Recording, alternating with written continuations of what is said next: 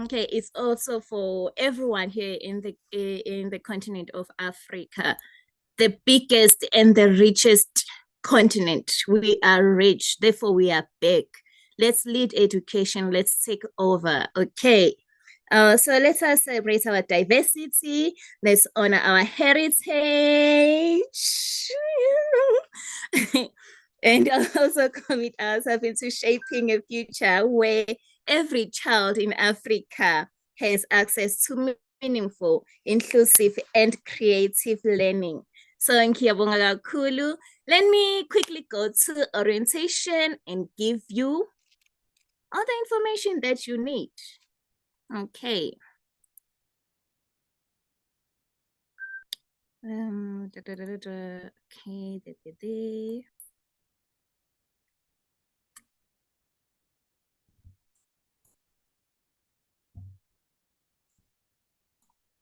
Okay, let me just put it there at read mode. Then I hope everyone can see my screen. Can you see my screen? Thumbs up. Let's react. Make it brightful. Okay. So welcome again. This is School Summit Africa towards 2030. So 2030 is like 5 years from now. So we have a lot in our plate. We have a lot to do. And hopefully we are going to be able to accomplish what we need to do. So our theme is advancing quality education in Africa, in African schools. Okay, so the program is going to start today, which we have started, and thank you again for joining us until September the 6th on Saturday. So tomorrow we're also meeting again. So please come join, don't sleep. And also on Saturday again, it's going to be buzz and it's going to be wonderful, sharing knowledge from different countries. Need to know what other countries are doing. It's so interesting because we had some dialogues and it was very amazing listening to other countries sharing their information, perspective, wonderful leaders they were there. And I see them, I see you, greetings. Okay, let me go. So about School Summit Africa, the School Summit Africa is the first of its kind, like I mentioned before. It's in the continent and it's bringing school communities together for learning, networking, collaboration, and synergy towards achieving quality education for all, for everyone.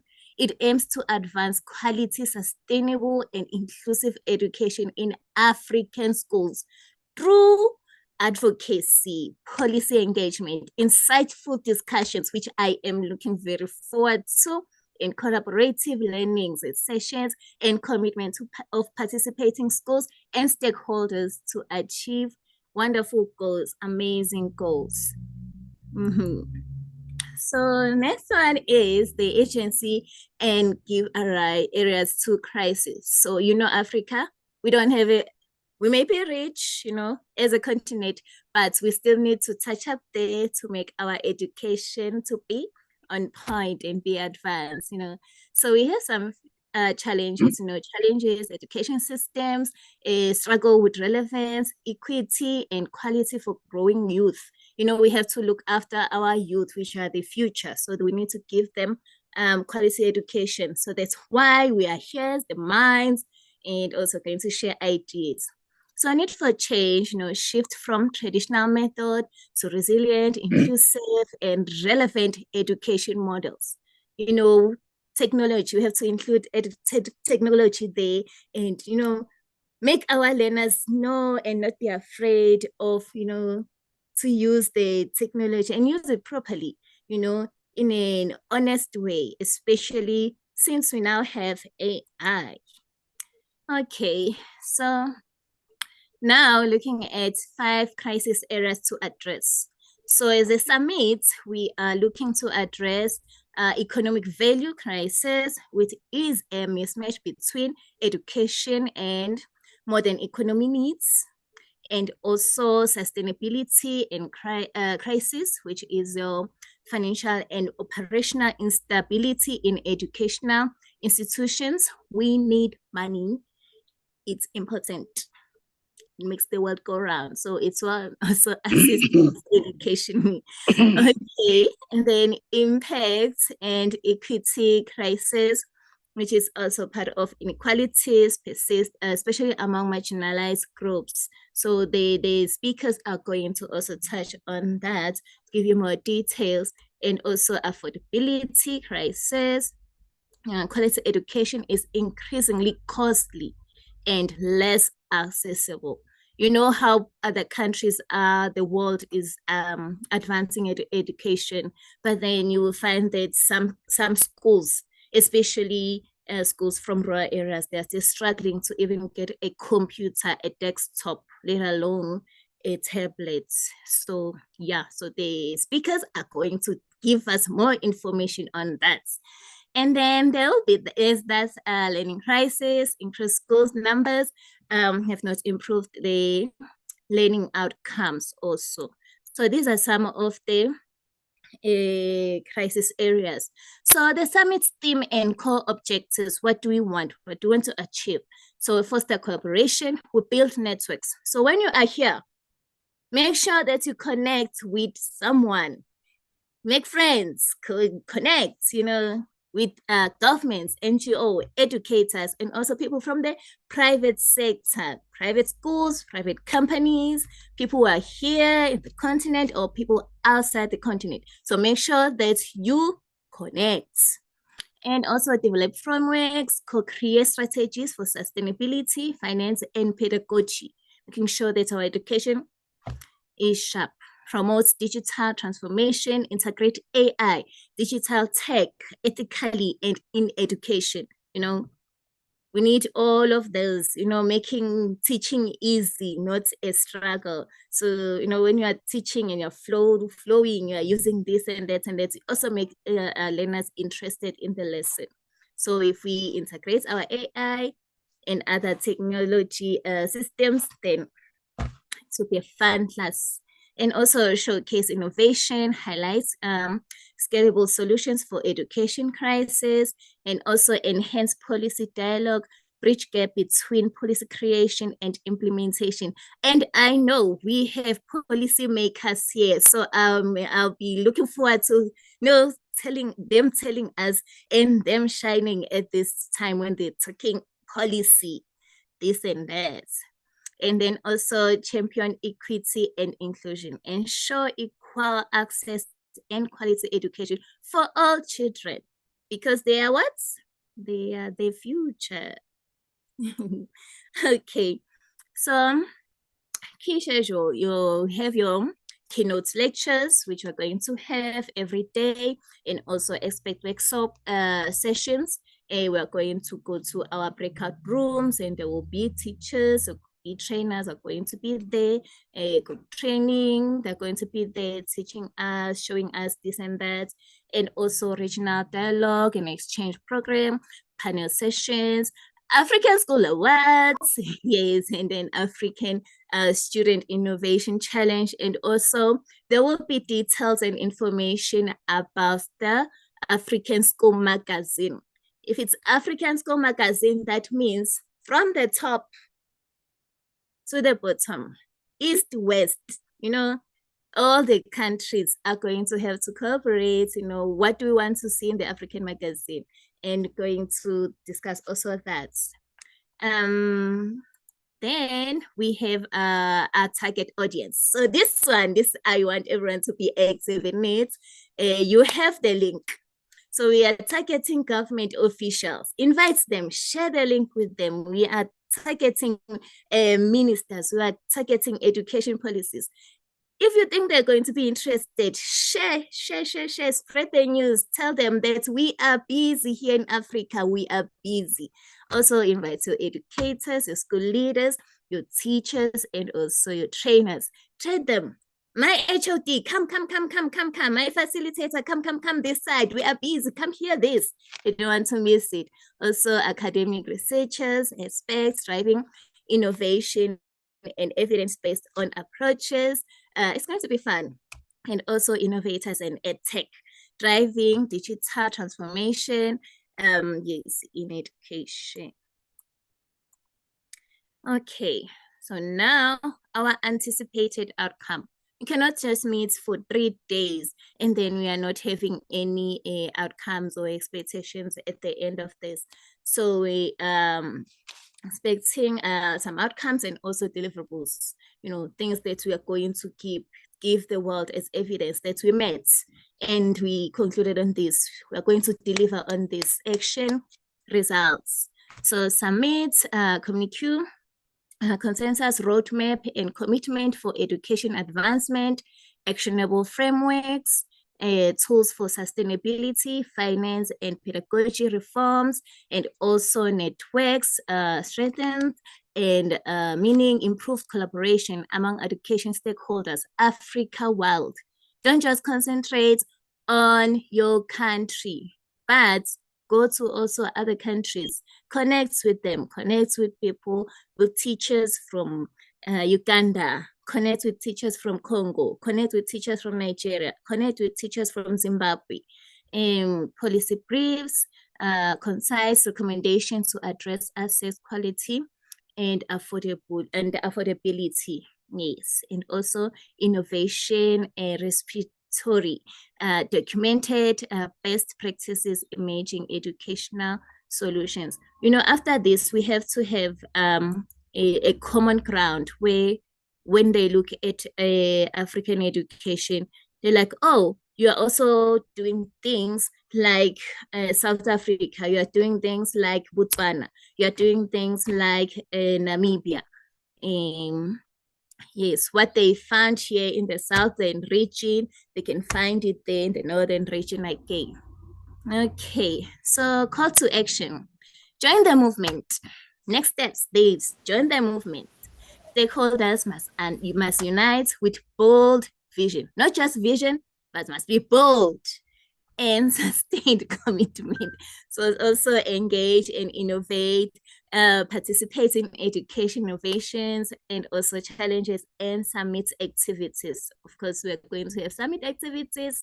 When they say breakout rooms, like learners, when they go into their different classes, that's what we're going to do. Breakout room there and there, and also partner and sponsor support this landmark event and post-summit initiatives. If you know someone who can partner with us also during these days and also beyond, invite them to see what they will be investing on. So we have to register. The registration links are going to be shared by my colleagues. Team, yes, they're going to post it day by day chats. So for more information, you can contact me. My numbers is somewhere there. And also you can visit School Summit Africa, the website, and also send an email. Okay, so this was my briefing on what to expect. I hope you enjoyed it and I hope you have an idea now what we are doing, what we are busy with. Okay. My chief, Mr. Odu.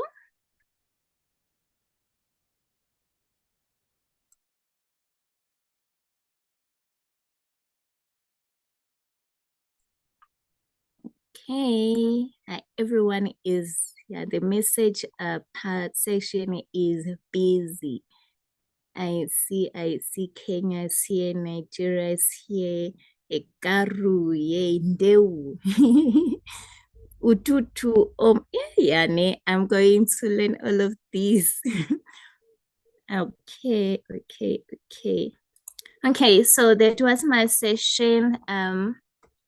I will hand over to the director. Thank you.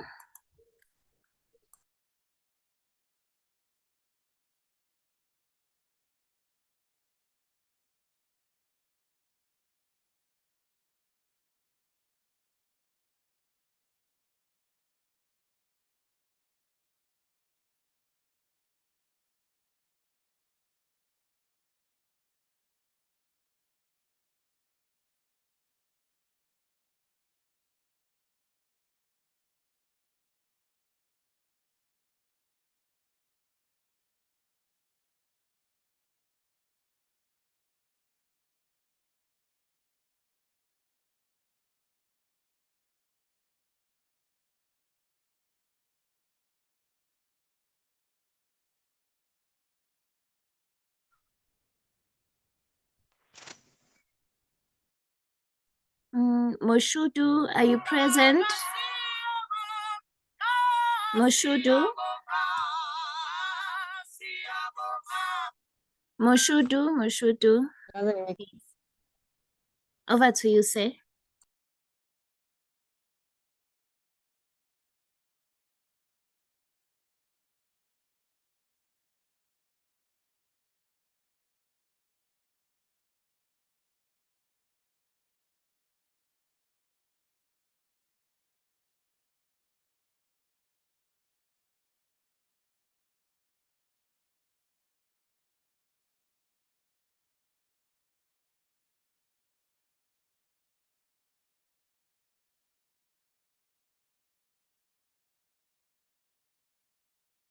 Hello, good morning, everyone.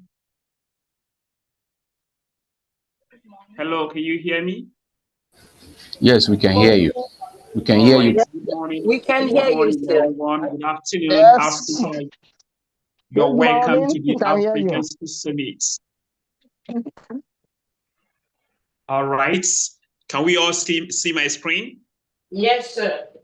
All right. Thank you so much. I am Mashud by name from Nigeria, and I'm going to be sharing with us the rules for a virtual conference. You're welcome to the African School Summit, the first of its type in Africa. And I think we are all happy to be here today to be part of this wonderful summit. It's a great one to have this within Africa so that the whole Africa can be together on an education page. And of course, that is one of the great aims we are having here. As a diction instructor in Nigeria, I've always looked at this where all the schools in Africa can be on the same page. And of course, do the same thing to make Africa unique, because we are unique, we are rich, and we are powerful. So I'll be sharing with us the rules for the virtual meeting. And here are the 15 assigned to ensure a smooth, engaging, and productive virtual conference experience for all participants. Firstly, we have the preparation and technique readiness. Test your technology in advance. Of course, after today, in tomorrow's meeting and the subsequent, make sure you test your tools, your phone, the connection, everything. Make sure everything is set, ready before the meeting time, so that the conference will be very, very smooth for every one of us. And ensure your internet connection is stable, your webcam, microphone if you're a speaker, and also every gadget that you need to use to make sure that everything runs smooth so that we can have a good meeting. And next is find a quiet and well-lit being a kind of meeting like this. In order to have your total concentration, you must make sure that where you are is very calm, a well-lit environment that is not noisy, so that you can hear everything that is being communicated in the meeting. And as well, you can also communicate well to make sure we don't have any distraction. Okay, so make sure you always find somewhere very, very lit environment and quiet, to make sure that we have a good environment. And next thing is charge your mobiles, your devices. Make sure they are charged. Okay, before the meeting, ensure all devices you plan to use, laptops, tablets, phones, are fully charged or plugged into a power source to avoid unexpected disconnections from the meeting. The next is etiquette and participation. Etiquette of participation. First, mute your microphone when you're not speaking, of course, to not bring distraction to the meeting. So you make sure you mute your microphone to prevent background noise, echoes, and feedback. Keep your microphone muted unless you are actively speaking. Unmute only when it is your turn to talk or ask a question. Of course, if you are not a speaker and it's not yet time for you to ask a question, make sure your microphone is always mute. And next, use your camera when appropriate. Yes, only when it's appropriate. Make sure you use your camera to make sure that your face is also being captured. Of course, you know, this is being live streamed on different social platforms, so that your face can show there. Okay, so that you can show that, yes, I'm really, really one of the great educators that participated in the African School Summit 2025. The next is be punctual. Yes, another thing in Africa that most people always use that it disgusts me and I hate it is when they say African time. I used to refer to the time as foolish people's time because there's nothing as you calling out foolish people by saying that you wasting time or not being on time is an African time.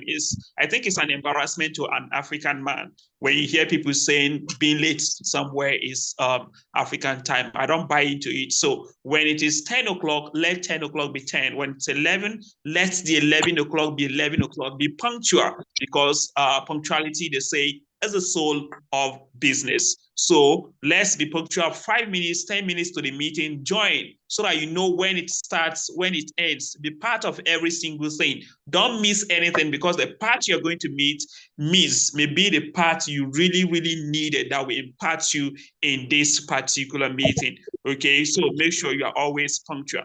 The next is engage respectfully in chat and question and answers. Yes, engage, ask questions. When you have a question, put the question out, okay? Use the chat function to ask relevant questions and comments. Hello? I'm looking for you. Can you hear me?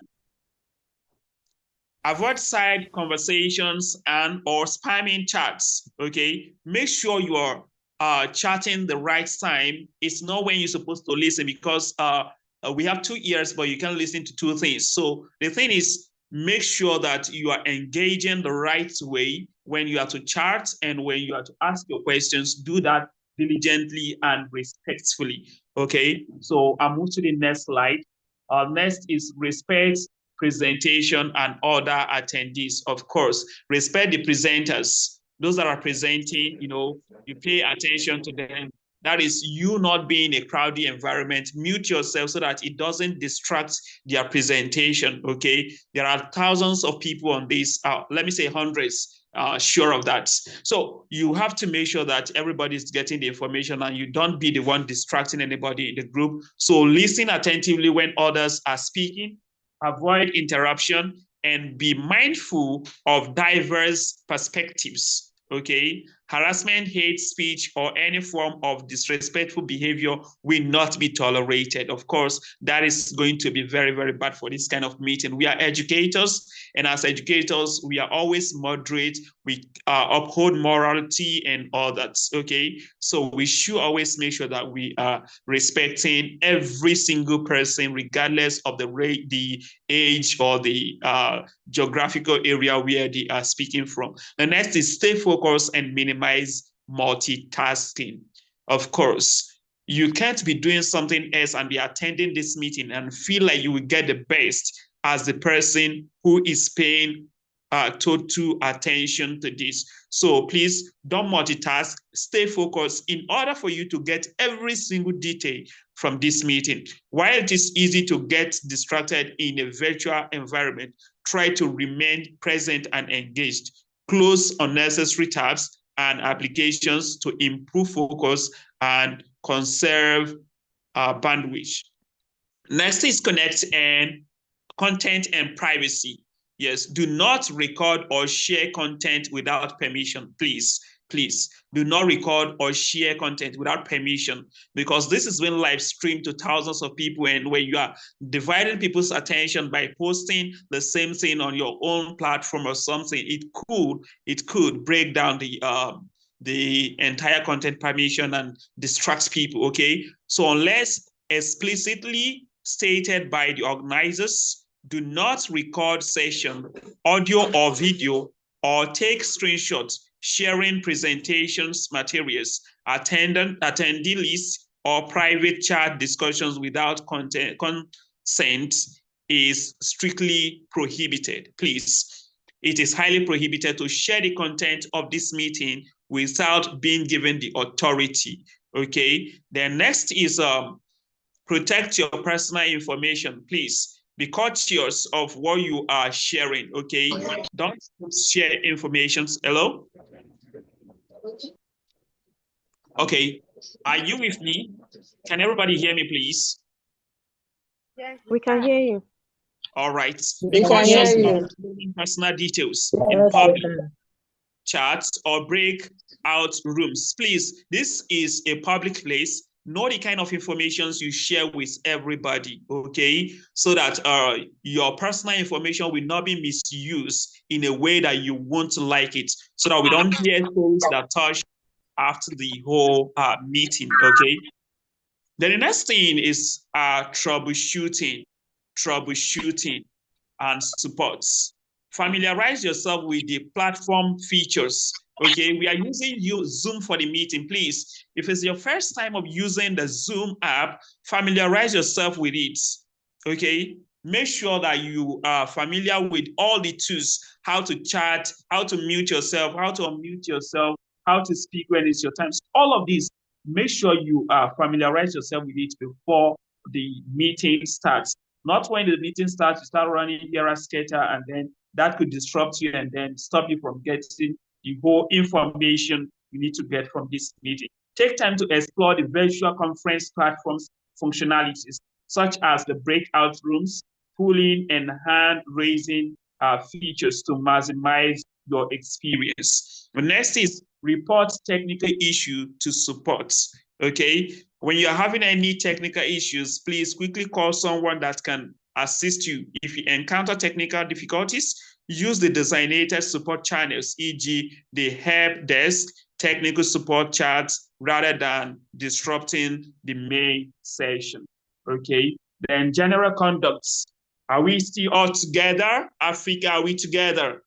If you're together, let me say hi, hi in the chat room, please. Yes, Yes. Hi. Yeah. Hi, we are together. Yeah, that's great. I love Hi, my we are country. Let's be together. And the next thing is general conduct. The first day is adhere to conference code of conduct. Please familiarize with yourself with every single thing we are doing here and make sure every rule and regulation given out should be followed. Please don't break rules so that we can have a smooth experience and everyone can enjoy the meeting. Okay, so that's one of the major things. Familiarize yourself with and abide by the rules and regulation overall code of conduct provided by the conference organization of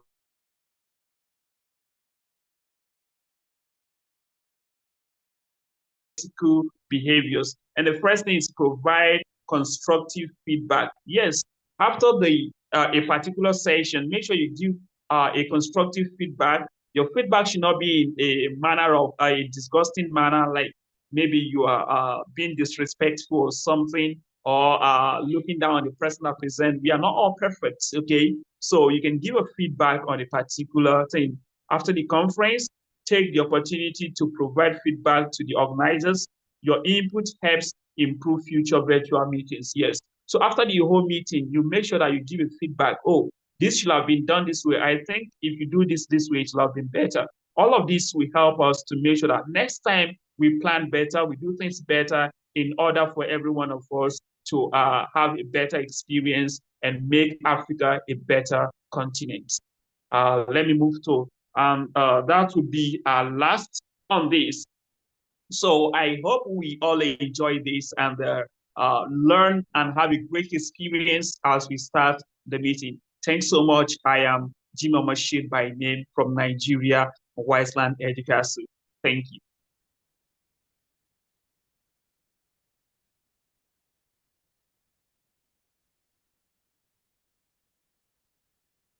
Hello, Mr. Odum. Yes. I want to confirm if Grace is here. All right, sir. Grace, are you there? I think she's not even here yet. She's the anchor for this session. Intando, please get across to Grace. We have to move on because now, hello. I don't know if you can hear me. Okay. Are you here now? Permit me. Okay. Yes. Okay. Yes. While you prepare to come in, Grace, while you prepare to come in, let me quickly introduce I'm not supposed to be on program today at all, but let me quickly introduce what we're about to do next, because while Grace is trying to settle down, she's not settled yet. Grace, take like 1 minute to settle down while you prepare to come up. This is your session. Welcome everyone. We'll still get to talk together after evening at the opening ceremony. This is just the pre-summit program. Having said that, permit me to welcome you. Let me say unofficially a bit, yes. And then again, I will be starting up with a part of the program that is very important, which is the dialogue. Over time, we have been able to engage policymakers, educators, and others in a dialogue series. For those of us that have been following the summit, we will find out that we started with dialogue series where we did the Western African dialogue series, the Eastern African, the Southern African, and of course the Northern Africa. I think we were not able to do the Central African dialogue series. And the essence of that dialogue series is that we wanted to bring it down to the summit. Now, this summit is the first of its kind because it's not going to be a teaching series alone. It's going to be the combining together of various bright minds in the education space across Africa. Therefore, it is important that we have a consensus and then we issue a communique at the end of this every summit. So at the end of every summit, every year, there will be a communique. And that communique will be sent across to other countries, all the ministries of education, that in this year's summit, this is what we identified. And this year, in that what's it called, in that dialogue series, we have been able to identify number one, the milestones that we have achieved as a continent in education. We have been able to also look at the challenges that we face currently, and then we have been able to look at some recommendations. So in this session now, Grace will be taking us through some of these things, and then we picked one person each from all of the panelists that featured in each of those dialogue series.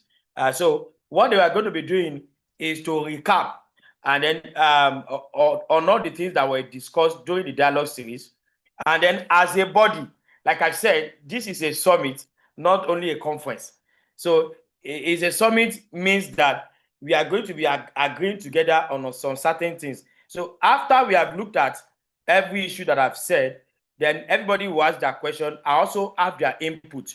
Then we will make a notion to adopt whatever recommendations that we have said as a working document. Then as a result, by the end of this summit, a proper document will be made that will require that all of us sign. And when we sign, it becomes the communique for this summit, and which will be sent to all ministries of education across participating countries. This year we have 15 participating countries. So it will be sent to all their ministries of education while we follow up, set up a committee to follow up that all these recommendations that we have made, we want to see that they are keenly followed. So while I'm not supposed, like I said, I'm not supposed to do this, I think Grace should be settled now. While Grace prepared to come up, we have the panelists. She will be bringing them again. Then this way we are going to do it for the first 15 minutes or so. Some of these panelists will be made to talk again, and then they talk about the milestones of African education in their region, Western Africa, Eastern Africa, and that. They will talk about the challenges they currently face, and they will talk about their recommendations. Then after that, we, the participant, can ask questions, can also make contribution. You can also identify these challenges. You can also identify or mention these recommendations. Then once we do that, I will come back to make final, final comments on it. And then by the end of the summit, we are going to have, we are going to read out, the communique will be sent on the platform so that all of us have a copy, and then we begin to sign. And at the end of the summit, we make it a working document that will be sent across board. And it's my privilege that all of you are also part of the decision-making body. And like we have said, this summit is a summit and not only a conference. So we are working together as a team. Now, the panelists, Grace, I'm using time to wait for you so you can be settled. Mr. Wisdom, Dr. Wisdom is here. Dr. Wisdom, are you here? Dr. Wisdom was part of the Western African dialogue series that we have. Dr. Wisdom, are you here? Yes, rightfully, yes, sir. Oh, yes, you are welcome, sir. Dr. Wisdom is from Ghana. Dr. Wisdom is from Ghana. How do you say welcome in Ghana? Okay, we have different dialects. So in my own dialect, you say wisdom. Wisdom. Oh, okay. Yes. Okay, okay. Dr. Wisdom from Ghana. Do we have Mr. Felix from Kenya? Mr. Felix from Kenya, are you here? Mr. Felix from Kenya, are you here? Oh, maybe he's not here yet. Mr. Malakain from Lesotho, are you here? Mr. Malakain from Lesotho will be representing. Mr. Malakain from Lesotho will be representing the Southern Africa. Mr. Malakain, are you here? And then Mrs. Aisha Jeridi will be representing Northern Africa from Tunisia. Are you here? I guess they are still preparing to be here. Now let's have Grace. I think you can start with Dr. Wisdom. And then once maybe others will join as we move on. Dr. Kofi, is Dr. Kofi here from Togo? Dr. Kofi, are you here from Togo? Yes, I'm here. Okay, so if there will be need, if you have anybody that is French speaking, let us know. Please put it in comment. Dr. Kofi will be the interpreter for this summit in French. And then if there will be need for Arabic, if you are from Arabic nation, let us know as well. Mrs. Aisha from Libya will be the Arabic translator. So let us know before, so that if there is no need, we won't need to translate. But if there is need for it, we will translate accordingly. So if you are from French-speaking country, from Togo, from Mozambique, from Cameroon, from Senegal, and you cannot understand English, please, if you are from those francophone countries, please let us know so that we can have the translation going on. Now, Grace, to you, please. Yes. You can start. Well, thank you so much, and apologies for being late. Good afternoon, good morning from wherever it is you're listening from or you're tuning in from, all across Africa. This is School Summit 2025, and it's such a pleasure to have you here. Now, I know we are having a lot that is coming in, and I'm so privileged and so happy to have you here. Tando, I can see you representing South Africa. It's really, really awesome. I'm loving the headband. I'm also hoping that for those ones who are going to be able to join physically when we do the culture, you are really going to show up, because if there's one thing Africa is rich in, is our heritage, and that's one thing we should be proud of, and we should actually wear it with a lot of joy. I am really excited to see this conversation and also the results that are going to come in after this, because as we come together, we learn from one another. We are able to set the course for the generations that are coming after us. And just like Mr. Odesanya has mentioned, as we were preparing for this summit, we did a series of conversations, and we started with the Southern one. And Tando, you'll forgive me because I'll be calling upon you because we have done this as well. And I can see some of the panelists that we had have not joined. Dr. Wisdom, really a pleasure to see you. And it's quite amazing what you're doing. And I'm really looking forward to us recapping that and actually just telling those who are not there part of the conversation so that they can be able to learn and we see how best we can employ and apply it in our various countries. I can see Dr. Fred, you're here. It's a real pleasure. Thank you so, so much. And now maybe just to get into the conversation, my name is Gracie Rungo. I'm an educator from Kenya. And this school summit is quite, I would say, a very big step when it comes to our African united perspective, when it comes to how do we look at school and how do we redefine school. But before I get to the nitty gritties, allow me to welcome Dr. Wisdom. And maybe, Dr. Wisdom, you can give us your opening remarks, seeing that we started, the Western was the second conversation, and we've done a few strides from there. We can look at what are the general aspects when it comes to education in Africa. What are some of our challenges? And maybe you can highlight from the Western side, what are some of the challenges that we can see when it comes to the Eastern, the Northern, and the Southern? And I'm hoping even as we continue this, we will have a central one so that we can really come together and see how best we are to look at education in Africa as we are advancing it towards 2030. Dr. Wisdom, how are you? Thank you very much. Good morning from here in Accra, Ghana, in the Ghana Central Municipality. Greetings to all, and thank you for the opportunity to serve on this platform. And I believe that is an honor and it's an opportunity to serve humanity. And that is the reason we were born, and we will continue to fulfill and achieve excellence until the day we are departed.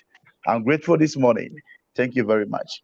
Yes, thank you, Dr. Grace. And we have a dialogue series, I think some months ago, and we talk about so many things. And but this morning, I just want to dwell on the challenges as a recap of that. It was an exceptional dialogue we had, and I believe manning out the challenges and the things that prohibit and that stampede progress in education has been one of the focus and one of the keen and heartbeats of School Summit Africa. As our mission statement and our purpose statement is actually seen to be brought in the limelight. And I believe that when we went through, we saw that it is actually a problem in the whole of Africa. Because when you see the challenges in West Africa, it's the same in South Africa, it's the same in Central Africa. So it's like the Africa as a whole, I don't know whether, because we are brothers and sisters, we have one problem.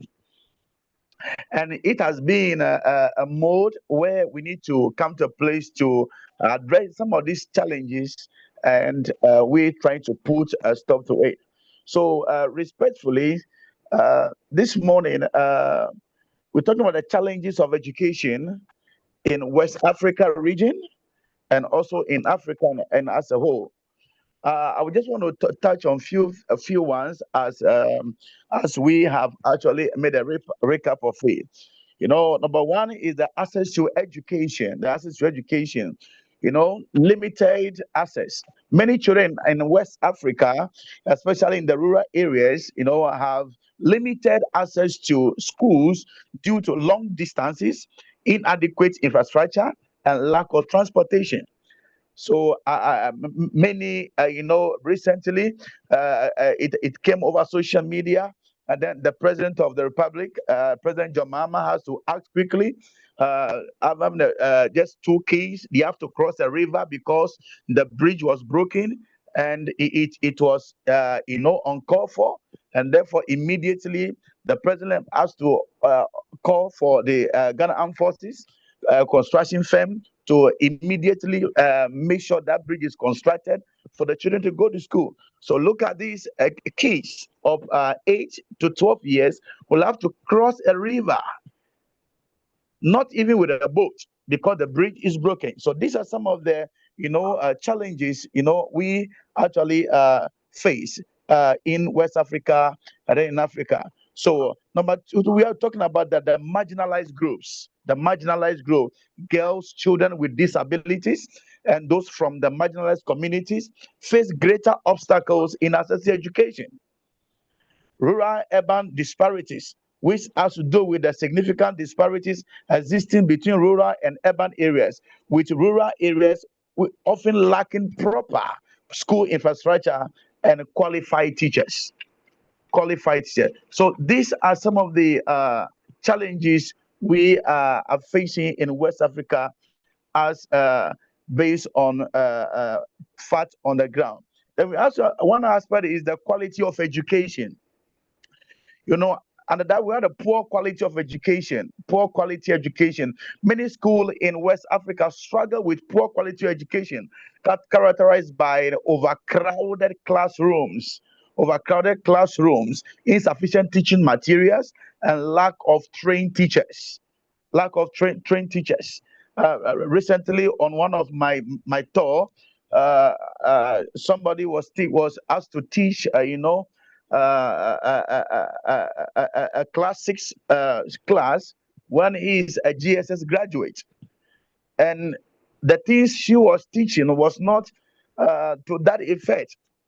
And I quickly recommend that teacher needs to be removed and be schooled, and a very elite teacher supposed to bring to teach the children, and that will stampede him impact of knowledge and development in growth as education is concerned. And there was a lack of application. Most students graduate with certificates, diplomas, and degree, but lack the ability to apply the knowledge in their practical situation. There is also another challenge in the educational sector in West Africa. And then inadequate funding, limited budget, competing priorities, and economic challenges result in insufficient investment in education, affecting infrastructure, teacher salaries, and learning materials. So these are some of the things that to be mentioned as challenges actually in West Africa. Yes, respectfully. Then to narrow down, I'll talk about the gender disparities, talking about the gender gap. Girls are, disproportionately affected by lack of access to education, with cultural rooms, prioritizing boys. Yes, exactly. And then educating, leading or to higher disrupt of rates of girls. So early marriage about girls and all those things have become a challenge to this in education. So conflict and crisis, and then other challenges also include the underfunding, inadequate infrastructure, as I said before, and then the digital divide. So limited access to education. So just to say a recap of what went on in the West African Summit Dialogue, just to mention a few of these challenges. So this is what the West African region is facing respectfully. Thank you very much for this opportunity. No, thank you so much, Dr. Wisdom. And I can see that we have Marcella and Dr. Malakan here with us. And allow me, I know you said that we are having similar challenges when it comes to Africa. Yes, we are all brothers and sisters.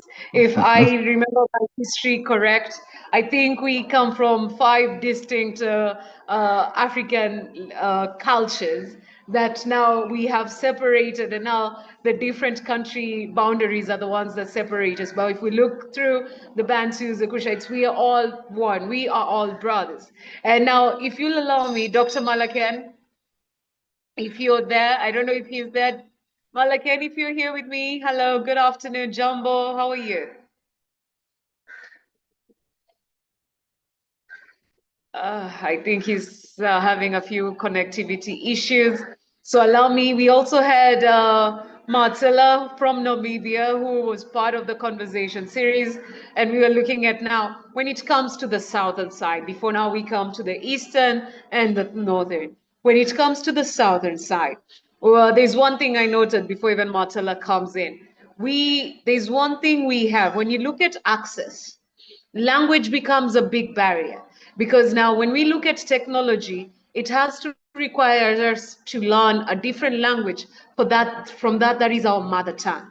But what I noticed with the Southern dialogue and what was coming out very well is that to curb that, they have been able to really translate technology to the mother tongue. So now you can imagine how much that goes into access, because now language has stopped being a barrier, because now the language the computer is speaking is the same language as the person who has not gone to school. So now you can imagine how this really is going to help us combat what we are looking at as access. Now, Marcella, if you're here with me, hi, good afternoon or good morning. I don't know what time it is in Namibia. Maybe you can give me 2 minutes and just have a sum up of what is happening down south as I look for Dr. Felix Kamaku from Kenya, and he's doing an amazing work. I really hope he's in this session so that he can give a brief summary of what Kenya is doing to really curb what is coming up as access and infrastructure. And also, Kenya is a way, there's a way in which Kenya has curbed or has come up with the rural-urban disparity. So if Felix is here, it would really be awesome if he can come and speak to that. Marcella, I don't know if you're here. Hello, Marcella. Hi, I'm here. How are you? Can you hear me, Grace? Yes, loud and clear, my Okay. dear. I don't know if you can give me 2 minutes and you just give me a sum up of what is happening down south and what are some of the challenges. I know Dr. Wisdom has really, put it into perspective, the different challenges, the common that we are having in Africa. Now, maybe you can zone in and give us those ones that are down south, kindly, Marcella. Absolutely. What Dr. Wisdom says is absolutely true, and I think it's true for all countries. What is more important to me as a school counselor is that we also consider the health, the emotional health, as well as the mental health of our kids. But maybe more than that, because the parents are the main teachers of children, to bring them in and to make them aware of what the way forward is, so that we then can kind of work hand in hand. And for that, language is very important. In my country, we mostly speak English, even though we have loads of languages or different dialects in the country. But it's important that we consider the bigger picture of the child that we want to teach. And that picture needs to involve the parent and the teacher. And with that, I still have a huge problem. One of the other things that is about technology is that many times our children or the parents cannot afford to buy data. And so we exclude some of our kids. And again, that's a problem. So half of the kids can grow and the other half can't, because they kind of excluded because of poverty on the one side. But in my country, which is Namibia, our president is doing whatever she can do to change and to grow forward, to move forward with our schools. Our governors are on board, our directors of education are on board, they're all listening to us. And I know that it is important for Africa. So I believe that all regions and all countries have the same thinking of let's moving forward. And for that, we need to take hands. Being me only a school counselor and educators and professors, we all can take hands with the parents. And then I truly believe that we will be successful. Thank you, Grace. Thank you so much, Marcella. And like we say, this is the school summit, and we are looking at what it is when it comes to a school. And yes, we are going to be having different facilitators, from those ones who are actually school counselors, school administrators, school owners. So please do stay tuned. Dr. Malakan, I don't know if you're here with me. How are you? I'm super good. How are you doing today, Grace? Now we are having beautiful weather, but that doesn't stop us from learning. So maybe you can give us just a few, in 3 minutes, kindly, you can give us a perspective, because we had the conversation when we were starting this, as we were working toward the summit. You can give us a summary of what you believe are the challenges we are having when it comes to education in Africa. Oh, thank you so much, Chris, for taking me. So I think the problems of Africa, when it especially that concern education, they cut across the board. So you find that in Africa there has been a systemic way of colonizing education, and that is why I'm saying the challenges that we do have cut across the board. But zooming all these challenges to Lesotho, where I'm based, you'll find that there is a very huge digital divide that is found within the schools or amongst the schools. Then you get to see some students are being very, very privileged, while others actually are just not exposed to any form of technology. Coincidentally, I have just spoken to a group of students from primary schools in one of the rural areas here in Lesotho, and surprisingly, those students have never heard or seen how video conferencing works. I was video conferencing with them just minutes ago, and they are just mind blown as to how does this happen.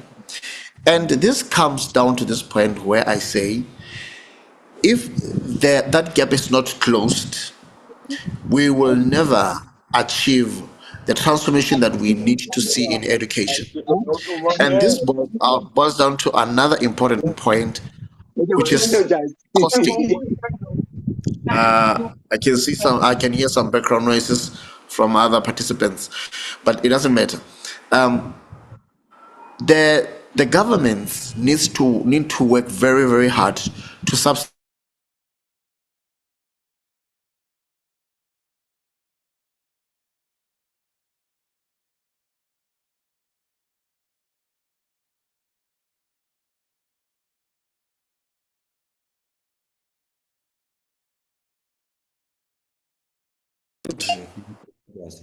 Oh, can you hear me?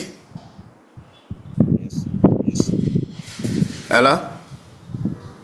Yes, you Yes, are sir, we laudable. can You are hear you. laudable. All right, all right. Thank you so much.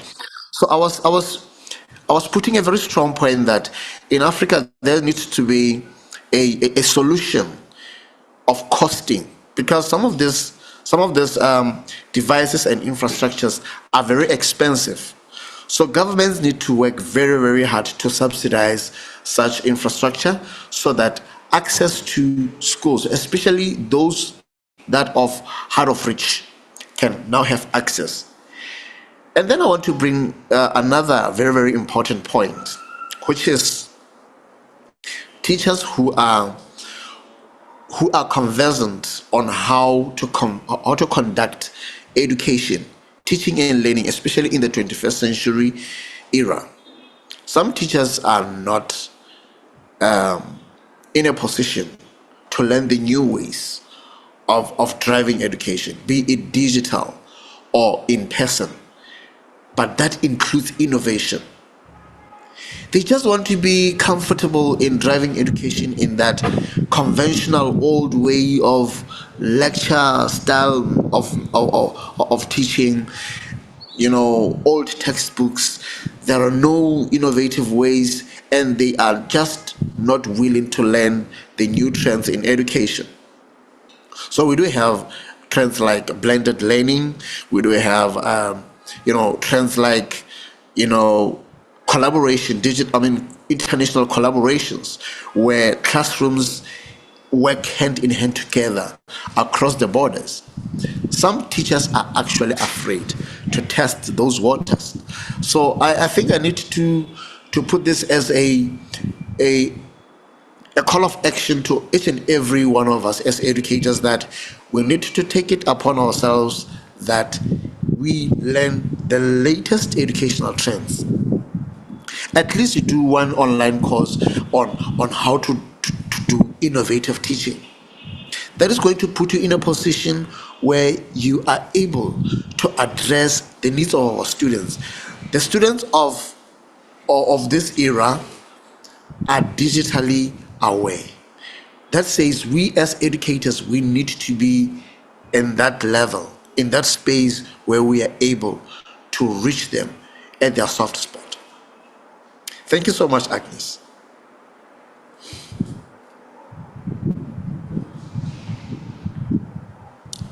Dr. Wisdom?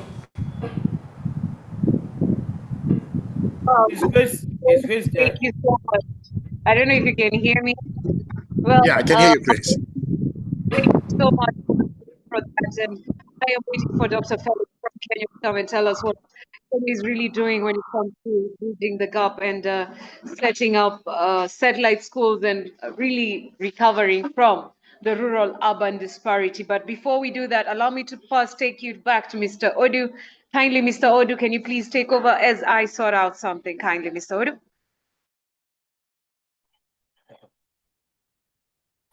Okay. Now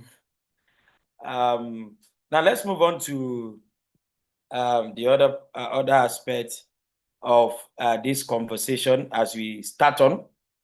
Now, is Mr. Felix here? Mr. Felix Kamoku from Kenya, are you here? Mr. Felix, are you here? Okay, if he's not here yet, let's go to the other part of the conversations now, and which is focusing on the recommendations, while others will be preparing to make their inputs. Please, all the participants that are here, immediately, okay, before the recommendations, before we make recommendations, I would want anybody that wants to say something on some of the challenges that you think have not been mentioned.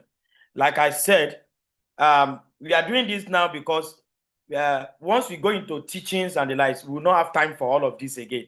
Because very soon, we will end this conversation, and then we are going to start with the first workshop by Dr. Bankini. But Dr. Bankini will soon join.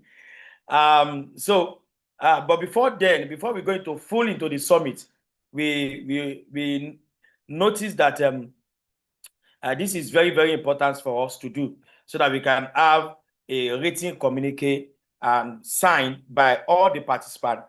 And I'm also aware that we do not know what happened, but for some reasons, some persons are not able to join the Zoom. So they have been directed to the YouTube and the Facebook live stream.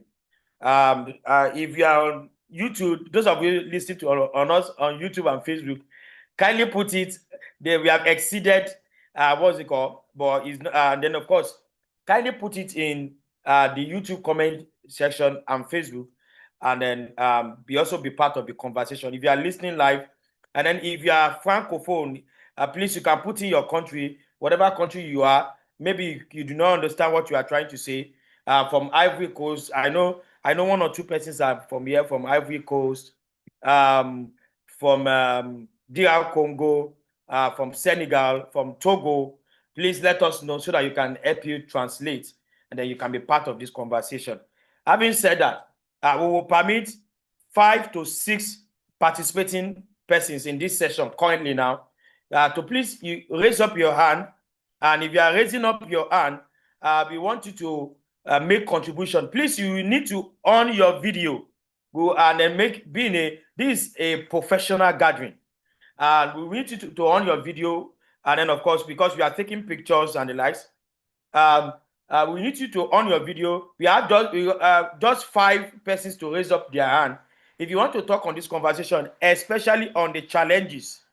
Again, we are still going to talk about the milestones, and we have limited time because in the next 20 minutes, Dr. Bankini will be coming up, 20 to 25 minutes. But so if you want to talk about some of the challenges that you think we have not mentioned, like I said, we are compiling a document and then we are going to send a communique to all ministries of education on your behalf, and that's why it's a summit. Please, if you want to make maybe you notice that there are some of the challenges that have not been mentioned. We just want to add 5 more, and after that I only see 2. After these 2, we will not be able to raise up your hand again. So we want to have 5 persons raise up their hand and maybe add to whatever they say. Before we now start to go to questions, maybe we want to ask questions from the panelists that I just mentioned, and then recommendations. And then these are all of the things we are going to package and send as a written communique. All of us are going to sign. We have a e-signature application that we are going to use. You will sign on it as a participant of this, what's it called? Then we send a call so that we know that we have done something meaningful here. Okay, we only have 3 persons. After this, I won't be able to entertain anybody again. That's the rule of this. Okay, let me start with Alicia. You're on your video. You tell us your name, maybe your designation, and the country you are speaking from.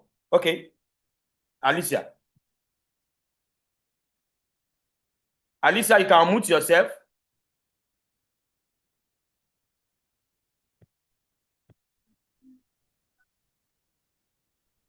Alicia, you can unmute. Okay, good. Good afternoon. I have unmuted myself. Okay.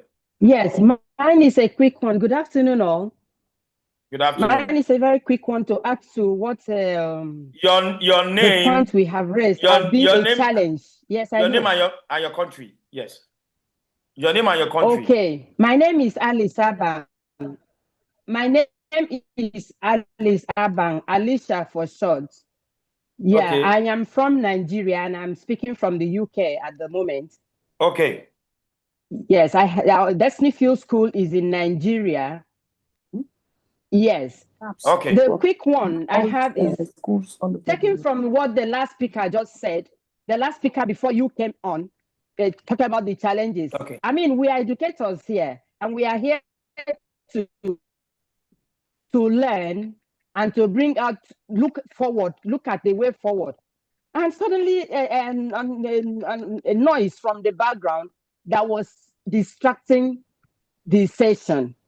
And he said, it's not a problem. That didn't go down well with me. That is one of the challenges we have, because the government look the other way when they are supposed to tackle the situations, even in their boardrooms, when they know that these people in the rural areas, they need our attention, their attention as well, as a government and as educators, to go in, even if it's for us to move, they would sit down there and say, that one is not a problem.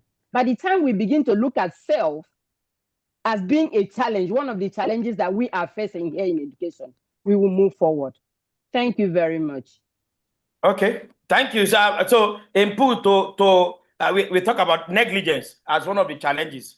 Yes. To summarize what is negligence on the part of everybody, what is a challenge? We look over it and say it's not a challenge. Okay, noted. Okay, the other person, the second person that raised up his hand, please, you should use your name, admin. Okay, please, admin. Okay, unmute yourself and introduce yourself and talk. Yes, good morning, good afternoon, wherever you are. We can't see your face. We can't see your face, please. Am I visible now? No.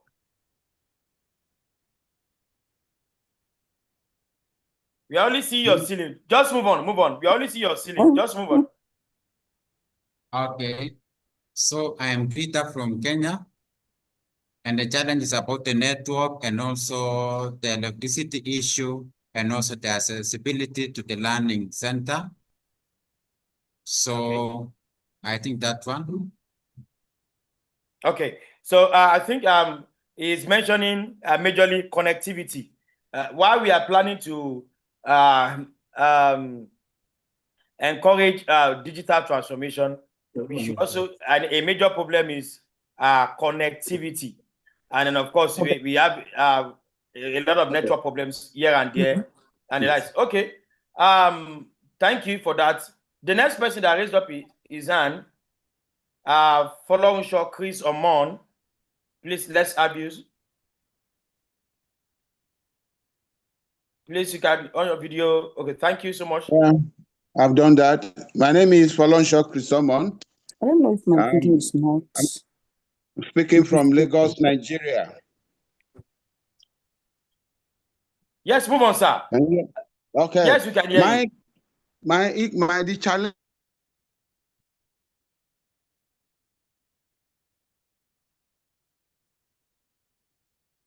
We are quite aware that before independence and after independence, we have education commissions that determine what we are supposed to be doing in schools as in preparation for the future. But as I'm not aware of anyone that is currently addressing the challenges of tomorrow. We don't have commissions. We don't have people coming together to say, okay, in the next 10 years, this is what the country aspires to get to in terms of technology, in terms of this. I'm quite aware that the University of Ife and several other universities came up immediately after independence to address the issue, the technological lack or lack of technological development in the country, and priority were given to people that were to study science-related courses. You know, so but now we are not having such. We are not having such. We are just churning.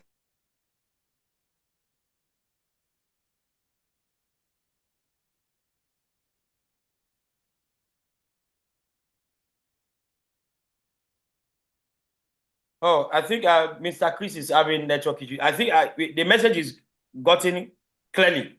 Okay. We do not have education commission. Yes. No blueprint. It's one of the things we have mentioned during the dialogue series. Africa, our ministries, our agencies, nobody can say this is the exact blueprint of how education should be in Africa, in different countries.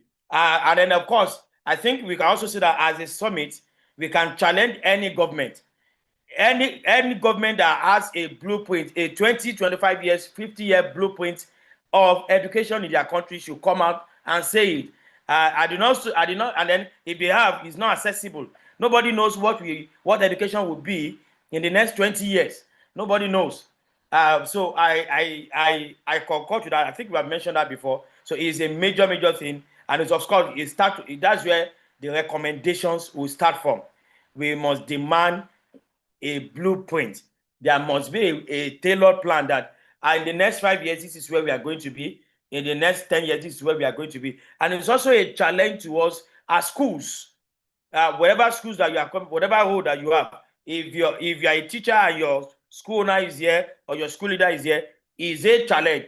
There is no way development can occur without a blueprint. Success requires direction. Progress requires streamlining. You do not grow when you do not have goals. So it is important that even as a school, to start with, even before bringing the government, to start with, we must begin to look at blueprints. What every school here, we are also challenging you. What is your blueprint in the next 5, 10 years? How do you want a quality education in your school to be like? So, and then before we now start with government, so it's a part of the recommendations we are making. Now let's go to we don't look at the problem alone. We look at the recommendations as well. And so let me go back to our panelists as we begin to, and everybody, as much as possible, can talk on these recommendations. Permit me to also still ask Dr. Wisdom, are you still there? Yes, I'm right here. Yes. Now we've itemized over 15, more than 15 challenges that we face currently. Then let's look at recommendations. Going from here, as individual, as school, as government, as regions, as a continent, what are the recommendations that we move from here? Because we have to have actions plan. Thank you very much, respectfully, for this great opportunity to serve one more time again. talking about recommendations, the way forward, and we having a keen understanding to this. Now, not only, as you rightly said, not only to the government, but it must first start with us ourselves. If you are a school owner, you are a principal, or academician, or it must first start with ourselves. Then it moves to the government. So, number one recommendation, I think the increase in education budget. Increase in education budget, the allocation of sufficient funds to improve infrastructure and teacher training and resources is one of the recommendations. And then we also talk about another one is the policy reforms. The policy reforms that is to implement policies promoting inclusive, equitable education and addressing disparities and corruption. That is one of the recommendations that will actually spearhead the educational development that we seek to achieve in our region in West Africa. Then we also talk about the teacher support. The teacher support, as in that dialogue series, I said that in Ghana. I think in 2003, 2004, we have almost about a large number of teachers from the training colleges. Some are now in Vietnam teaching basic English. Some are now in other regions of the world and teaching, all because of what? The limited teacher support that they don't have access to, and therefore they seek to go and earn it elsewhere where they will be actually have that satisfaction. So for the way forward, teacher support, that is providing how do you call it, the ongoing training, resources and incentives for teachers is very, very important. So we'll talk about the infrastructure development.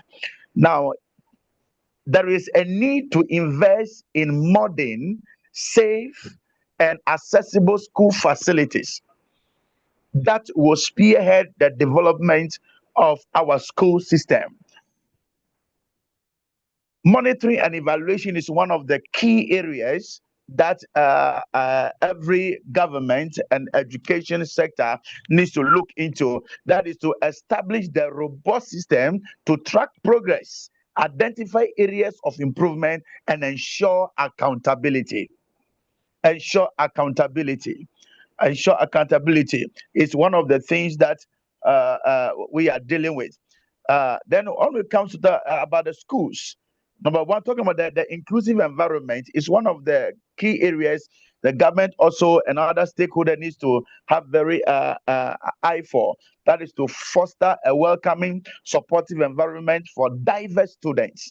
Teacher training, that is prioritize ongoing professional development for teachers. Community engagement, engage with local communities, parents and stakeholders. And also about the technological integration, as we have also admitted in the dialogue series, that is to leverage technology to enhance learning experiences. So then five, that to support student services. Okay, support students, so that is offer counseling, that is educational counseling, mentorship, and resources for students' well-being. Is one of the ways we have to invest to spearhead this development. And then not narrowing down to the individual, sector. The individual sector, is the prioritization of education. That is the value of education as a key drive of personal and societal development. Okay, the prioritization of education, that is the value of education as a key drive or a key driver of what? Personal and societal development. Then the support of learning, encourage and support students, especially those facing challenges, is one of the keys that we need to look at in spearheading our satisfaction and achievement. And then we also want to cause continuous learning, the pursuit of ongoing education and skill development. As I said in the dialogue, series, Emerald Edu Concepts and Services is the best place to have this achievement and prioritization of any body in the academic level in the education level want to earn this kind of satisfactory and pedigree will have to come and have this great opportunity to learn and to study. So it is very, very important. It's very, very important to look at this continuously in the pursuit of ongoing education and skill development, even as we are doing right away in School Summit Africa, respectfully. Then we have what you call community involvement. Participate in to the participation in initiatives promoting education and community development. Then we have the advocate for change. This is what we need to look into. Advocate for change. Okay, advocate for policies and for practices and supporting equitable and quality education. Now, to narrow it down, all talking about the collective impact. Collective impact. By working together, government, schools, and individuals must understand and come to a realization that number one, there is a need to improve education outcomes. A need to improve education outcomes, to reduce disparities and inequalities. Reduce disparities and inequalities. When it comes to the collective impact we want to make in education. Number three, foster a culture of learning and development. Enhance economic and social opportunities that will make education a very, very excellent one. Then, to narrow it down, or build a brighter future for all. So this is where we need to look at, as our CEO has rightly said. We only have 1 year plan, 6-month plan for our education. That is not bringing any hope to our West African region or the African region as a whole. No, we need to come to a place where we have, as the CEO rightly said, 10 years, planning, developmental, ideas, 20 years. How should education be in our region? How should education be in our country? And this is what I think we need to do to foster and spearhead development in our Thank you so region. much. Thank you very much. Thank you so much, Dr. Wisdom. Do you have a Mr. Malaken here? While we ask other people, now we just give about 7 people to make recommendations as well. While we wrap up this, then once we wrap up, after this, I will move a notion to adopt everything we have said here as a working document and will be made as a communique to be signed. And then, of course, we can now go to the summit proper. Mr. Malaken, are you there? So while they are preparing for that, if you want to make recommendations, please raise up your hand. I'm only taking 7 people, just 7, and then just one. Let me say 30 seconds each. Mr. Malaken, are you there? I want to be sure. Mr. Felix, are you there? We are sorry, some of our YouTube people. Please, you can drop your YouTube and Facebook people. Please, you can drop your comments. Our team is checking as well. You can drop your comment. We are checking from here. A quite number of people are watching from YouTube and Facebook. A quite number of people are watching from. That's interesting. Colonial system. Somebody is saying colonial system of education from YouTube. We are following from YouTube here. Thank you, YouTube people, for joining. I love you all. You guys are really amazing on that platform. Now, while we are Mr. Malaken and Mr. Felix, if you want to give recommendations, you can please raise up your hand. Then after that, we have just 5 minutes to do this. Only okay. We have 2 persons. Mr. Momo Abdul Fatai. Mr. Momo Abdul Fatai, on your video, introduce yourself and let's have your recommendations as well. Sorry, I don't know if I'm on now. Yes, you are on, very much on. All right. Good afternoon, everyone. My name is Mohamed Fatai from Nigeria. And then to say this is a quite an insightful program, and without no doubt, it is a set up blueprint to African education. Thank you very much for the organizers. Now, my contribution goes those. One of the problem I see that we have in Africa is having a bright student who graduate, or a graduate, but who are not productive.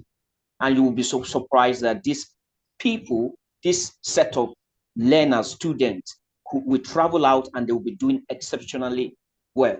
For instance, we have this particular man who designed a Chevrolet car. He's from Nigeria. And guess what? The opportunity was given to such kind of person because of the standard and the government view and the blueprint of development they have in that country. So what am I saying is, in my own recommendation, I would say it is high time African go inward to look at the kind of project we give to our graduating student.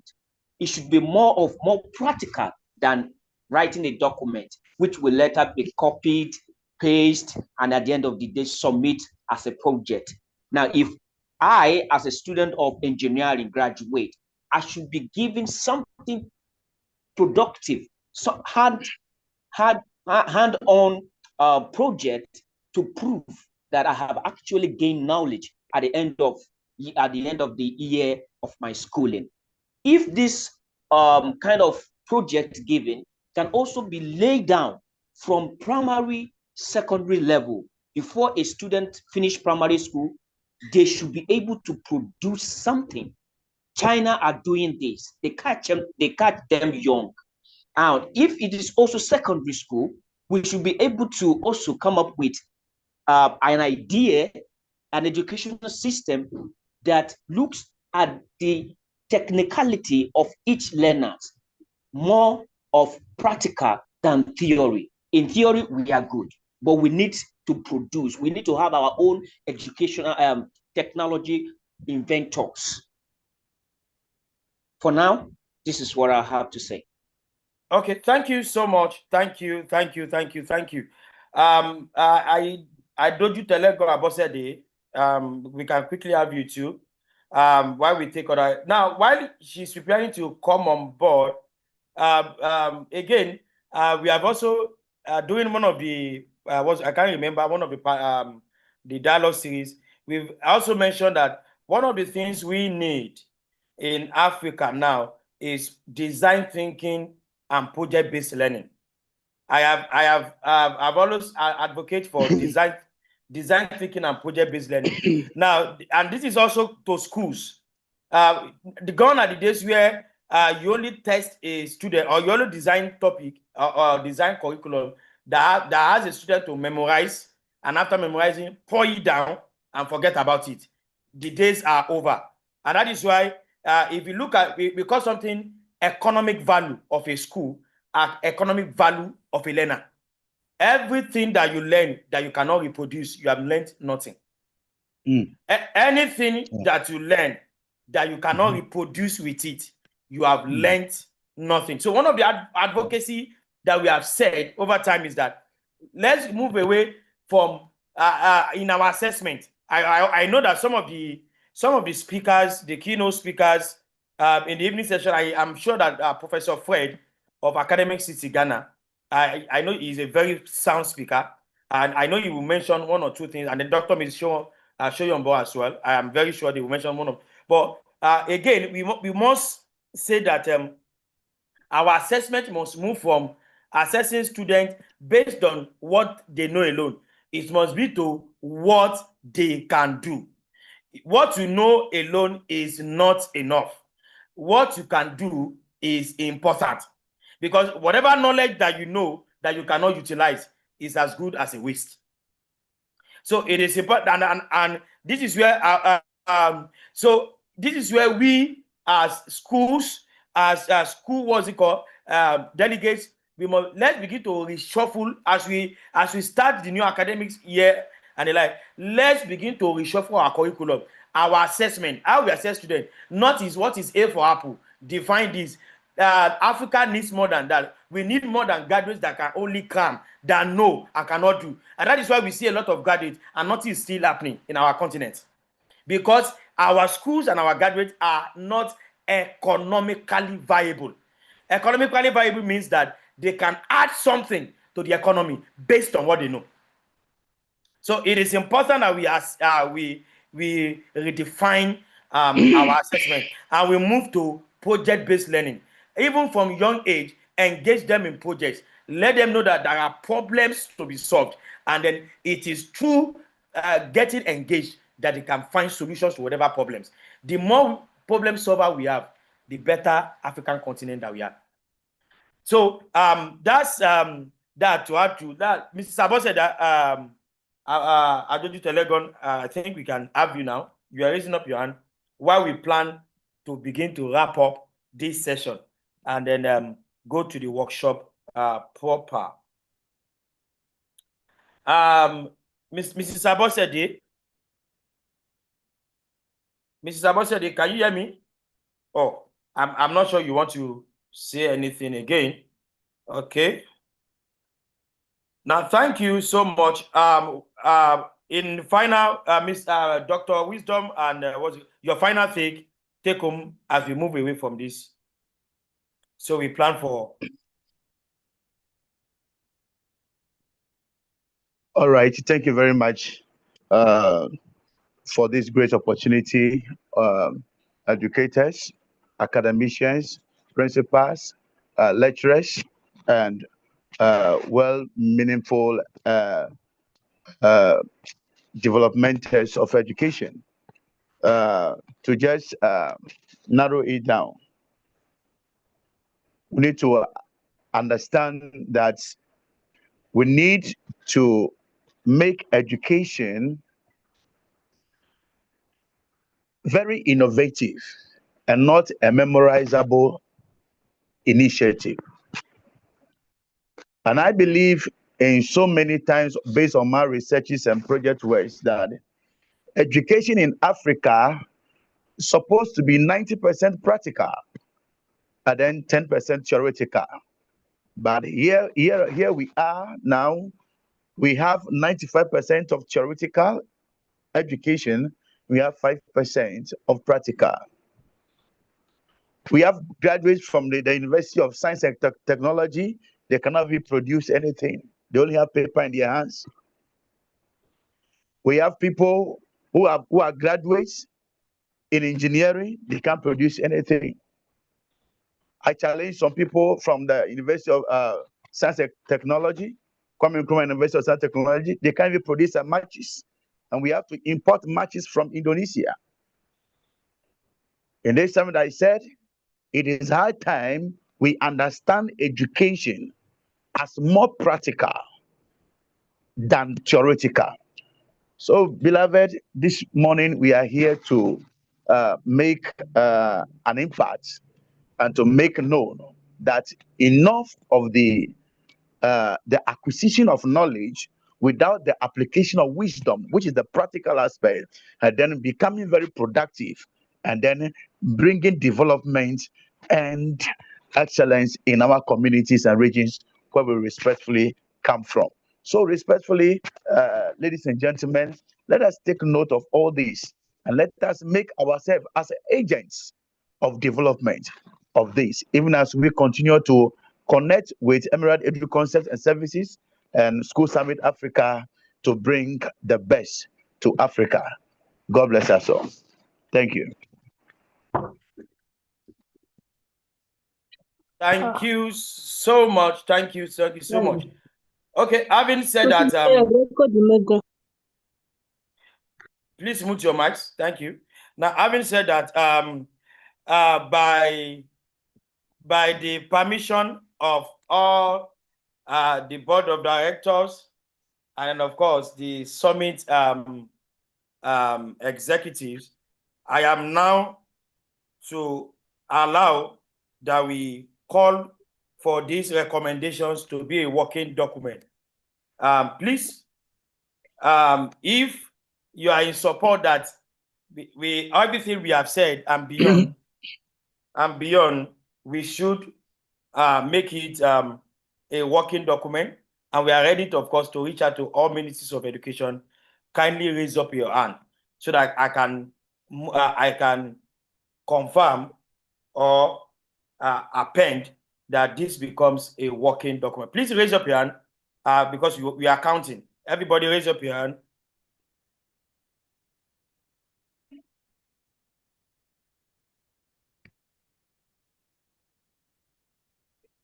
Okay, how many hands? We are waiting for you to raise up your hand.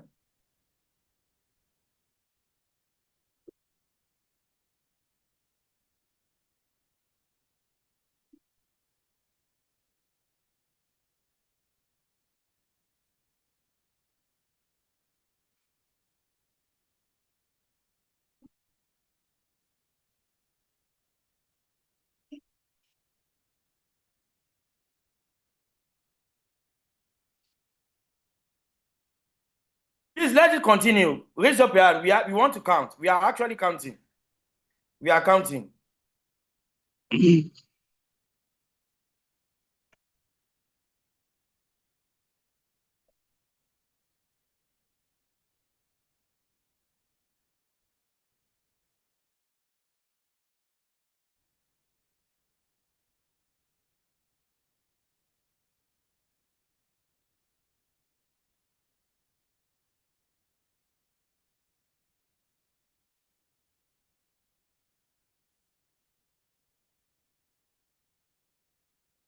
By the power conferred on me, I'm not supposed to do this because what was it called? I've been C25, but let me assume, does that mean that other persons are not are not agreeing to this? By the power conferred on me as the convener, about 25 participants, and of course we are still going to sign, has agreed that we send a communique to all ministries of education in participating countries listed. The participating countries are Nigeria, Ghana, Kenya, South Africa, Uganda, Mozambique, Angola, Ivory Coast, Senegal, Tunisia, and then I'm looking at my list. And other countries that are involved, Namibia, I didn't mention Namibia, sorry, Botswana, and all other countries that are participating. On behalf of all the summit team, we are adopting this recommendation and we are preparing the communique to be sent. As a summit, we are saying that Africa needs a blueprint. And then, of course, in this document, we are going to have introduction to African education as page 1, and then page 2, we look at the milestones of African education in the 21st century. The page 3, we have the challenges of African education that we break it down to regions by region. The page 4, we have and recommendations as well as the section 4. So this is how it will be, and of course will be sent across board. So as a summit, you want to say thank you. Can we please clap for ourselves? So like I said, we are not coming to learn alone. We are coming to agree. So we say congratulations. This is the first time something like this will be occurring in the this is the first time something like this will be occurring in the continent. And I feel that the more we do this over the years, I know in 2, 3, 4 years, we are going to become a very strong voice that even the African Union, we have to say, let us listen to what these people are saying. Congratulations for being part of the very first communique to be issued. Congratulations, everybody. Okay, now we go back to the summit proper now. The opening ceremony will be in the evening, but before that, we're having a workshop, and it's a general workshop. Ntando, please, we are going to be bringing Dr. Francesco Banchini up now. Do me the honors of playing. I'm not the one that is supposed to even coordinate this. Where is Grace? Grace, okay, I think he had issue or something. Okay, I'm supposed to show in the evening. You have allowed me to show already. Okay, anyways, Intando, please bring up the citation of Dr. Bankinin. Is Dr. Bankinin available? Dr. Bankinin, good afternoon from Nigeria. Dr. Bankinin, if you are Good here. afternoon. Wow. Good afternoon, Emerald. Lovely to see you, and lovely to see you and to see all of you and be part of this summit. Thanks. Thank you, Dr. Bankinin. Dr. Bankinin is here. Now, permit us to give the citation of Dr. Bankinin. This is a workshop. And as a workshop, it's going to be, I know it's going to be interactive. And then maybe afterwards, we are going to give you a worksheet that you can do the assignment on. Because it's going to be a feedback, something like that. And then in a workshop setting, while I prepare to bring him in now, in a workshop setting, please, can we mute our mics? Can we mute our mics? I think we have said it over time. Mr. Henry, what are you guys doing there? Please mute everybody. This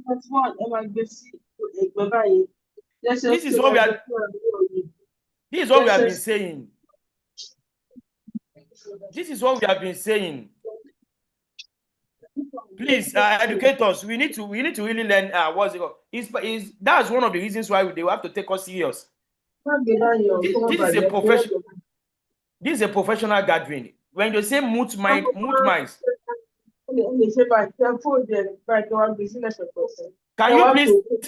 Can you please remove that person? Domilad, if you are there, Henry, if you are there, Mr. Richard, if you are there, please remove the person immediately. Thank you. Please, let's learn to, this is a professional gathering and we have to honor that. Thank you. Now, having said that, in a workshop setting is meant to expose us deeply. It's different from keynotes. Keynotes is just coming to address a particular, but workshop is looking in depth and then engage us. So we are going to be going on a general workshop, and it's going to be led by Dr. Bankini, who is the CEO of a European Azerbaijan School in Azerbaijan. And then Dr. Bankini is a well-known speaker. He has spoken in over 15 countries and more than. And then, of course, he is a thought leader as far as world education is concerned, recognized with various world groups. And then he will be speaking on a very important topic. But again, let's do the honors of listening to his citation. Thank you very much, Mr. Emerald. It's a great pleasure to be here today. Thank you. Intando, please, can you play his citation, please? Have you ever thought of how we can build a sustainable and growing school in our African landscape or African community? Guess what? We're going to be looking at it. We're going to be discussing this particular topic, how we can be able to build a sustainable and growing school. And guess who's going to be our speaker of this great topic? This particular person is the director of the European Schools and chairman, likewise the founder of the Caucasus and Central Asia Association of the IB World Schools. He's a board member of the Council of International Schools. He's an experienced leader and educator and also a researcher who has implemented many innovations in international schools. He has published a book on creative leadership and presented at the IB Global Leadership Conference, ECIS Leadership and Teachers Conferences, NYU, Steinhardt, and TEDS. He's no other person than Francesco Banchini. Thank you, Dr. Bankini. Can we have a resounding round of applause for Dr. Bankini as he mounted up the stage for a wonderful workshop session? Dr. Bankini, you are welcome.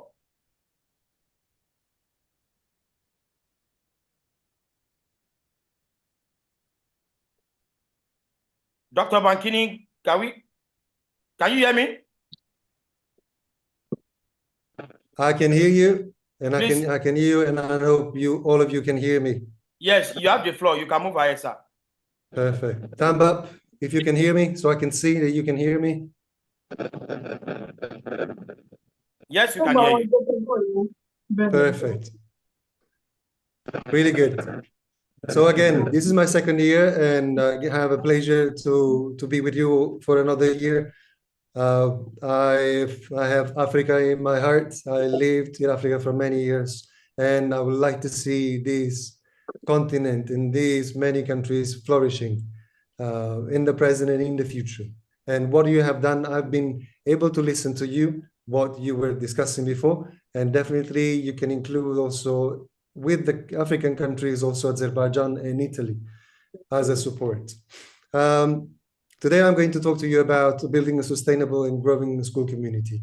It's really important when we talk about local schools, international schools, it is important that we build a strong community to forward thinking together. So a quick exercise, if you close your eyes, then I count 3, 2, 1. And when I say go, you will start connecting your fingers. Let's try, let's challenge you. Are you ready? Close your eyes. 3, 2, 1. Try to connect your fingers. Careful with your fingers. It's challenging. Some of you are cheating. I can see that you have open eyes. But it's a quick, and some of you also succeed. It's a very quick and simple exercise to let you understand how difficult it is to make connection, especially when we're blind and especially when we don't know the other person, the people or the person or the people who are in front of us. What it is important for us is to develop skills, develop empathy. And what I would like to do right now is to have your time and write 2 words. Let's start with 2 words. Describe in 2 words what is a sustainable school community for you. Can you please use the chat?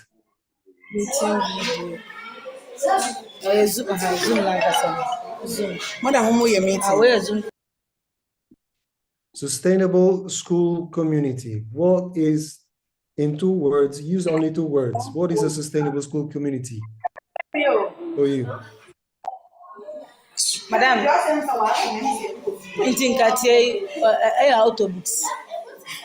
if you want to speak about the 2 words. Happy engaging, definitely. Definitely, Modupe. Connection and respect, absolutely, Martella. Really, really good. Inclusive and cooperate. Definitely, cooperation is really important. Collaborating with schools, yes. Diversity. Engaging environment, Emmanuel, yes. Please try to not, I didn't ask you to draw on the presentation. Standard continuation, open and encouraging. Indeed. So sustainable school community, it means that we are together. Eco-friendly village, yes, collaboration, collectivity. One of the main words that comes up in all the words that you are writing is collaboration. The collaboration is really important because like we have done the exercise with the 2 fingers, it is really difficult for us to collaborate to each other. Most of the time we are blind. We do not want to collaborate because we don't know other people. And that is the challenging part. So we need to step forward. We need to go away from our safe point. One more question is about, tell me 1 word that comes to your mind when you think about of a strong school community. We always talk about community. Community is the center, is at the center of everything. But community can be guided purposely, or community also can be misled. It depends on many different factors, and we are going to explore. So what do you think about strong community? One word, only one word, communication. Martella, again, really spot on. Anybody else? Unity, change, supportive, collaboration. Again, so yes, definitely yes. And what you're saying, everything is good. What is the challenge? The challenge is to work with your community. So it's going to be time consuming. It's going to be, you are going to put a lot of effort in because you would like to have your community together. As we are adult, we are diverse, we are divergent thinking. We are all different with your beliefs and needs. Adeogun, you did really good. You wrote really good. Inclusive culture. So we need to work on the culture. If you look at different countries, if you look for the different from north to the south, or if any different countries, there are a lot of differences. For instance, a simple example, including food. If you eat ugali in Nairobi, it's completely different than when you go to Mombasa and eat ugali. There are some differences that in the same country, there are completely different things. So what is our task is to respect each other, creating a caring community, creating a community that is going to be united. But how do we do this? Is to collaborate, firstly. Secondly, is to engage an open communication across the leadership, the stakeholders, the parents, and the students. Those are really, really important. When we talk about sustainable community, we talk about a community that is going to live longer, that is going to move forward longer. And I can summarize three different things here in three different circles in this Venn diagram. So curriculum is something that is vital for us to move forward and to analyze if the students are learning or not. The community is something that we bring together from the different stakeholders. Again, we are going to include teachers, students, stakeholders, and even outside organizations.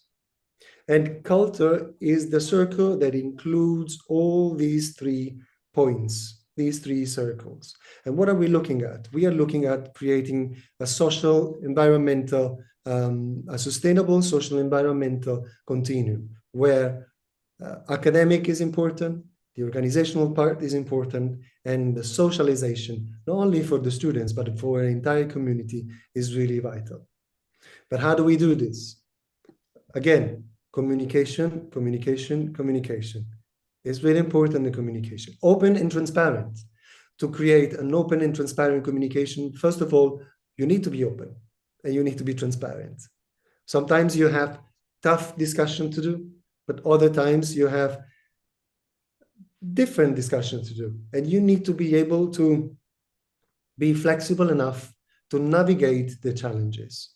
Again, step forward. Don't be afraid, because that will be the first step to make the change in your environment. And if we look at sustainable community around the world, this is the Finland flag. We know, for instance, that around the world, we have the Finland system that is worldwide recognized as a student-centered system. But if we try to export this system that is recognized in Finland and works really well in Finland, if we move this system to another country, it's not going to work because of many different factors. Because of culture, the culture in Finland is completely different from the culture in Italy or in Africa or in Azerbaijan or in any part of the world. And it is going to be difficult. It's going to be firstly time consuming, and it's going to be difficult to force a culture to accept something that you do not recognize in your own country, in your own values, in your own beliefs. And sometimes I have friends and colleagues who they say, oh, the Finland model is really, really nice, it's really efficacious, it's really impactful, but it really works in Finland, but not in any other countries. Same thing for another example. I'm just giving food for thought for you to think about in what way we are able to analyze and to work in our own culture and context. Another thing, Singapore. Singapore system, educational system, is famous for the strong mathematics system. But the way, if we extrapolate the mathematics system or educational system from Singapore to South America or to South of Africa, do you think this is going to work? Yes or no? Talk to me. We know each other now. It's 15 minutes that we are talking and we know each other. No, definitely. Asante sana, Baba Antune. Christiana also, thank you, Van. Thank you very much. Definitely no. Definitely no. Because of what? Culture is different? No, yes, culture is different, right. Traditions are different. The way that the education is perceived from the local culture, from different countries, is completely different. So we are going to force a country accepting a different system that is not, that is completely different from us, from our system. When we talk about another food for thought, if we think about the IB system, the International Baccalaureate, has been created in 1968 as an international system to get the international students moving around. So only the elite, it was at that time. Now it's not only for the elite. We have a lot of public schools who are using the International Baccalaureate system. Basically, is a framework that can be applicable in different countries, because what do you do in a framework? It's not the prescribed curriculum. In a framework, you take things, resources from different traditions. You will put them together. Students are familiar. Quick example. You cannot talk about in an economic lesson about UK pounds if you live in Afghanistan. A 10 years old, a 15 years old will not connect, not going to connect with a country. So you need to create something that is real, something that is powerful, and something that is really important, recognizable for the student.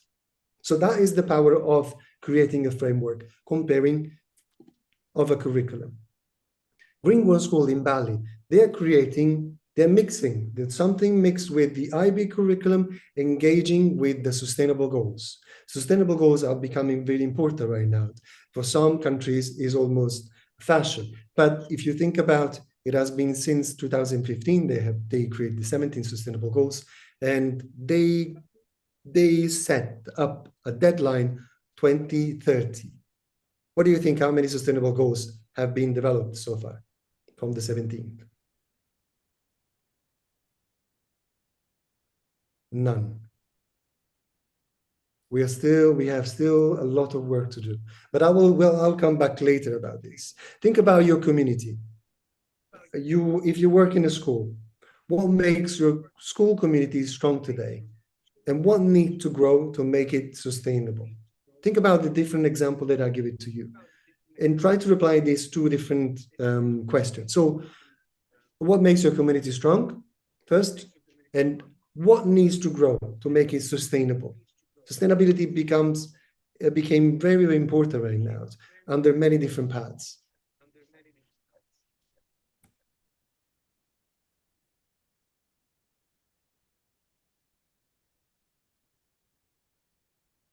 Martella again, yes, we need to, Africa for Africa, absolutely yes. So children need to recognize. Student center, child center, this is something that is missing. I have a pleasure to go around the world, to be in touch with different colleagues and to enter different classes. We talk about student center, but we are still far away to an individualized approach. Why? Because it's difficult. In a class of 20, in a class of 30, if you work in the public schools or if you work in a private school, it's difficult to have an individualized approach with the students because it requires more work from the student's perspective. You need to differentiate. As adults, we're all different. Imagine the young learners when they are into the hormones waves. So they are fragile, especially nowadays, this generation. Secondly, they go through a wave of emotions where even, again, parents, they leave their children living their life. On one side is good, but on the other side, they need support because they are fragile. So what makes your school community strong today? Let me see if someone, sustainability is not possible in a way that we have a connection with the child, but also the parents. Yes, definitely. And that's why you need to create connection, but you need to start. If not, the students are not going to start.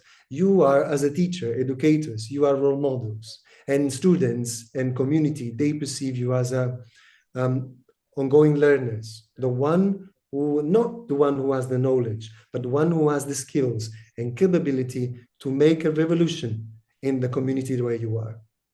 So you have a lot of fun and you have a lot of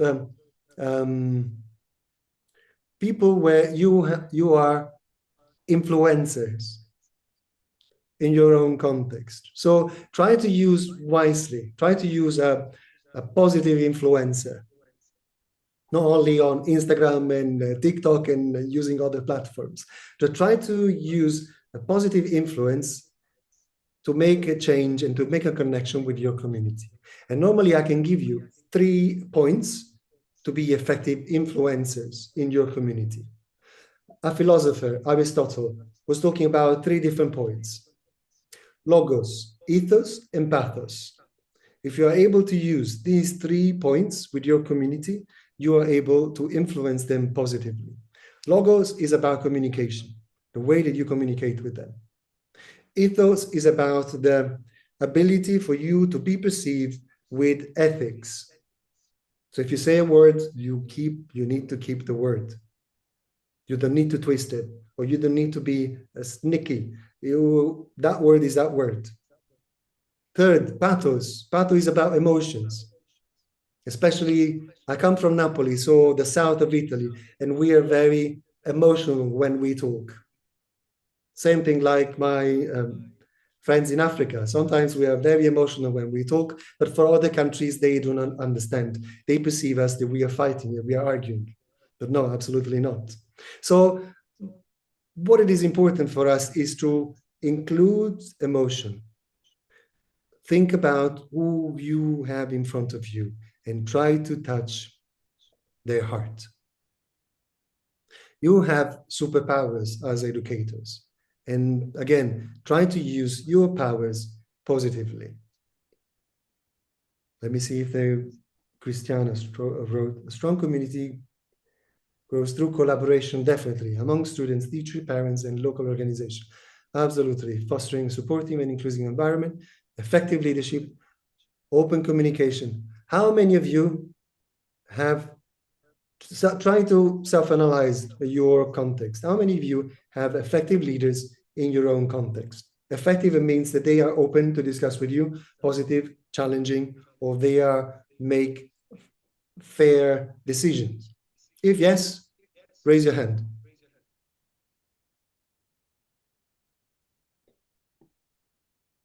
Don't be scared. Great.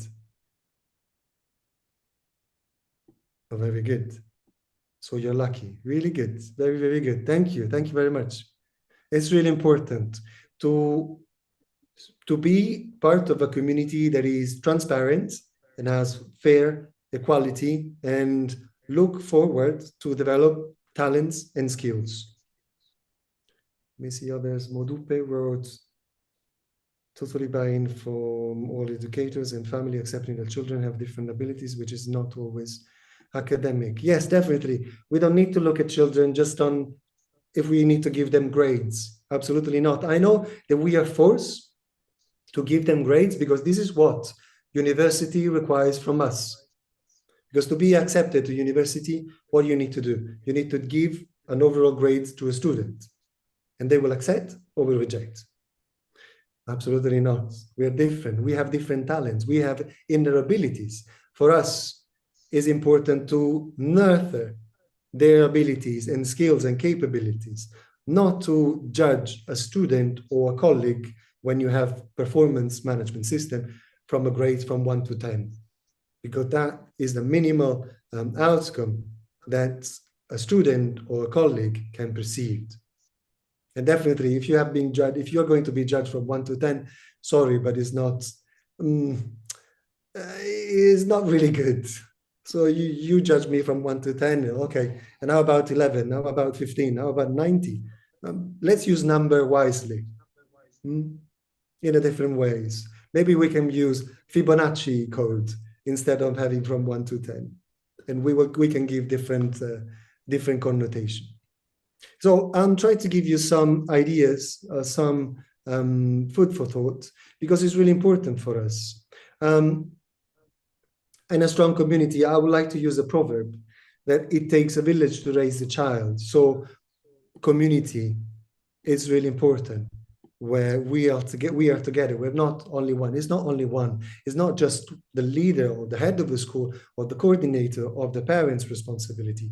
It's a community responsibility. We are all in. Or you're in, or you're out. And you decide to do a different job. Sorry, but sometimes I need to be brutally blunt, because we are educators and we are passionate. We need to be passionate. We need to inspire other students. If not, I think we need to do office jobs that is completely different. So why sustainability and growth matter in education? We talk about sustainability. In Azerbaijan last year, we had a possibility to have an event that was called COP29, where sustainability was at the center. This year is going to happen in Brazil. Next year, I hope that it's going to happen even in Africa, because we talk about sustainability a lot, but we preach, but we don't practice. And it's really easy. When we talk and we don't put them into practice, it's really easy just to talk. But we need facts.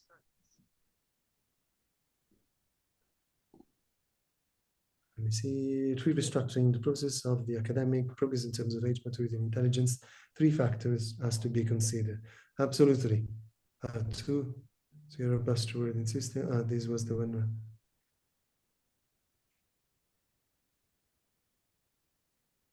Sustainability for education in Africa is extremely non-transparent. You create policies. I know that we need to follow, we need to abide to different rules of different countries, but as a community, as educators, what you have done before I was starting, it's working on the unity of the group to present something to the Ministry of Education. And that is a first step for you to start. So don't underestimate your power, because you are powerful and you have superpowers, like I said before. If you look at sustainability, what it is important, look about people, so unity, look about the planet or the context where you work, partnership across schools, but also across different agencies. Do not underestimate the possibility of the help that you can get it if you talk and if you work with outsourced organizations. Peace, of course, because this is what we need at the moment worldwide. And peace, unity, and collaboration creates prosperity. This is what we need in terms of collaboration. If you look at the why community matters, this is a simple design where explain to you, so the school in the middle, students, parents, educators are in the middle, and around there are college career when students can fly, but it's up to us to let them fly. When the teaching and learning is happening, when the youth enrichment is happening, it is part of the inclusion of the learning path. Each way, each experience is a learning path, and it's up to us to reflect and analyzing. Self-reflection is really important because most of the time we're human beings. So I can tell you that we are biased by nature, because let me ask you a question. If a student in your school, in your class, comes every day and does every day the homework, and you are really, really good with that student, and a couple of days the student come to your class and didn't do the homework, are you going to give the same grade to the student, or you will say, oh, no, I'm going to give you 0 now, because for twice you didn't send me the homework? The student has been very, very good. How many of you are going to give he or she 6 if that student didn't bring you the homework? Raise your hand.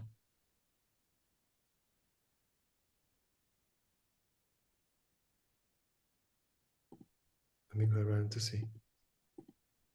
You cannot be shy. Again, we know each other now. Normally what we do, how our mind works is, for a student who is always good, we always perceive that student as a really good student. So we are biased and we provide that student support. In our mind, that student will always be good. On the contrary, if a student doesn't work or doesn't provide our homework, in our mind, that student will always be remembered as a student who is lazy, a student who doesn't want to work, a student who comes to school just for different reasons. And because we're biased, we're human. Let me go back about what community matters. Community matters because we need to prepare students and colleagues. If you have a leadership position, you need to look after your colleagues. You need to let them flourish. You need to analyze what are their skills, what are their talents, and you need to let them to fly. Secondly, is about resilience. Especially nowadays, we need students, colleagues, parents developing resilient skills, capability skills. Resilience is important. If you look at sustainability, if you look at a personal and professional growth. And last one is about well-being, not only for students, but about staff. We are bombarded by parents, we are bombarded by messages, emails, so we are always almost 24 hours connected, but nobody is looking after us.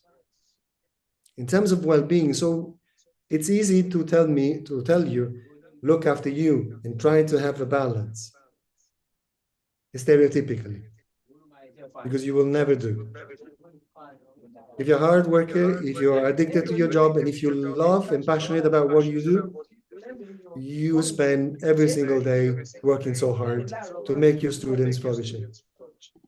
Let me see. Juliet, can I ask you to mute yourself, please?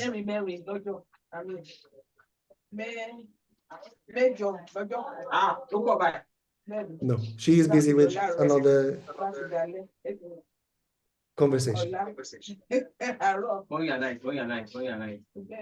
All right, let me continue. So the core pillars of a sustainability, just to clear this path, is about shared vision and values, inclusive culture and relationship, professional growth, and leadership development, not only for the teachers, but for the students. We are nurturing future leadership generation.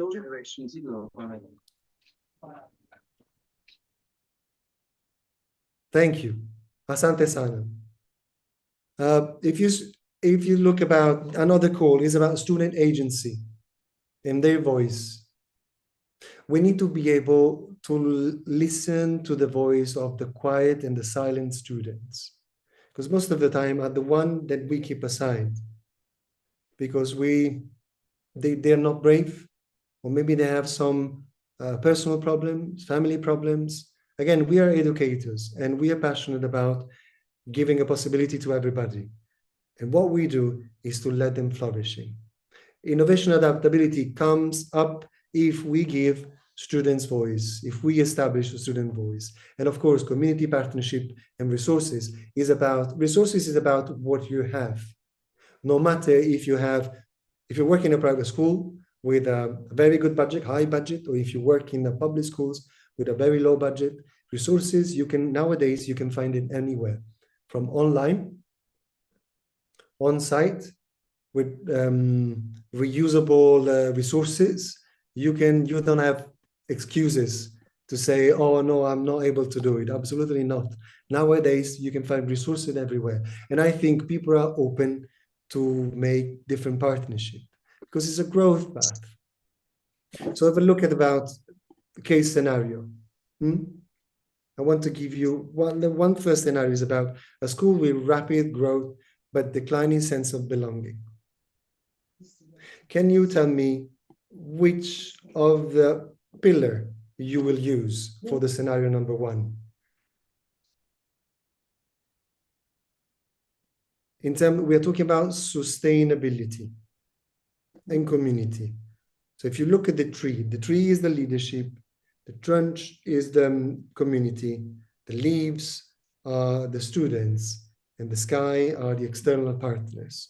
And look at about pillars of a sustainable community. Which one you will use to support the first scenario? A school with rapid growth but declining sense of belonging. Anyone?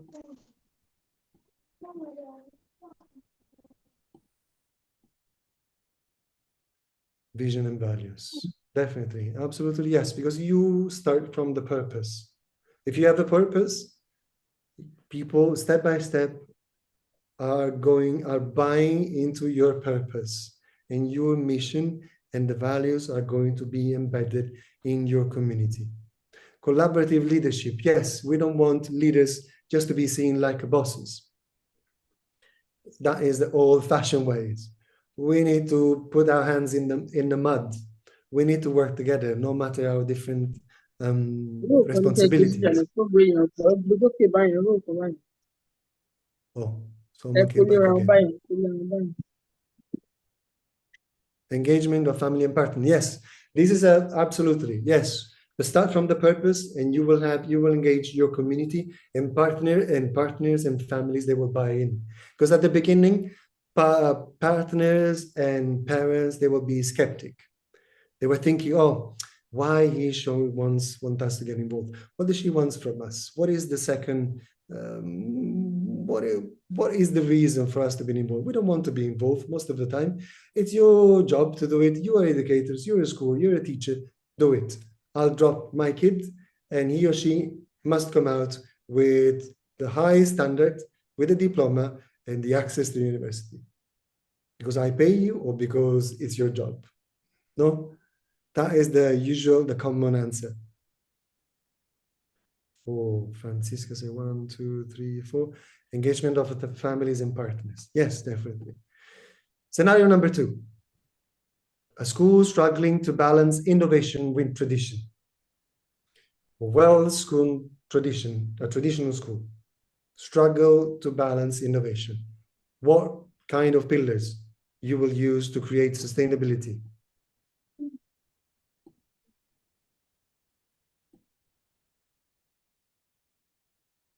Collaboration, leadership, share vision and values. Again,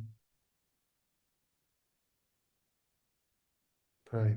1, 2, 3, 4, 5. Continuous growth and innovation. You need to guide. If you say, someone say Francisca, 2 and 4, 2 and 4. Yes, definitely is a combination of some pillars, because all of them, they need to be linked together in the progression. But you need to start from the purpose. Purpose, vision, values, it must be the first one. Because if they know, go back to the 3 points from Aristotle: logos, ethos, and pathos. If you talk about the values, if you talk about the vision, if you talk about the ethos, integrity, and pathos, emotion, you will buy people in. You will have collaborative leadership, They are all student-centered what are practice. also they are You will paper engage now. the families, but also you will see I the don't need that growth small because one. you are going to implement innovation in a traditional system. So Third that and small one, last, I will need it. Put it there. and that is touching financial resources. So a school facing financial resources challenging, affecting sustainability. What will you do? Firstly,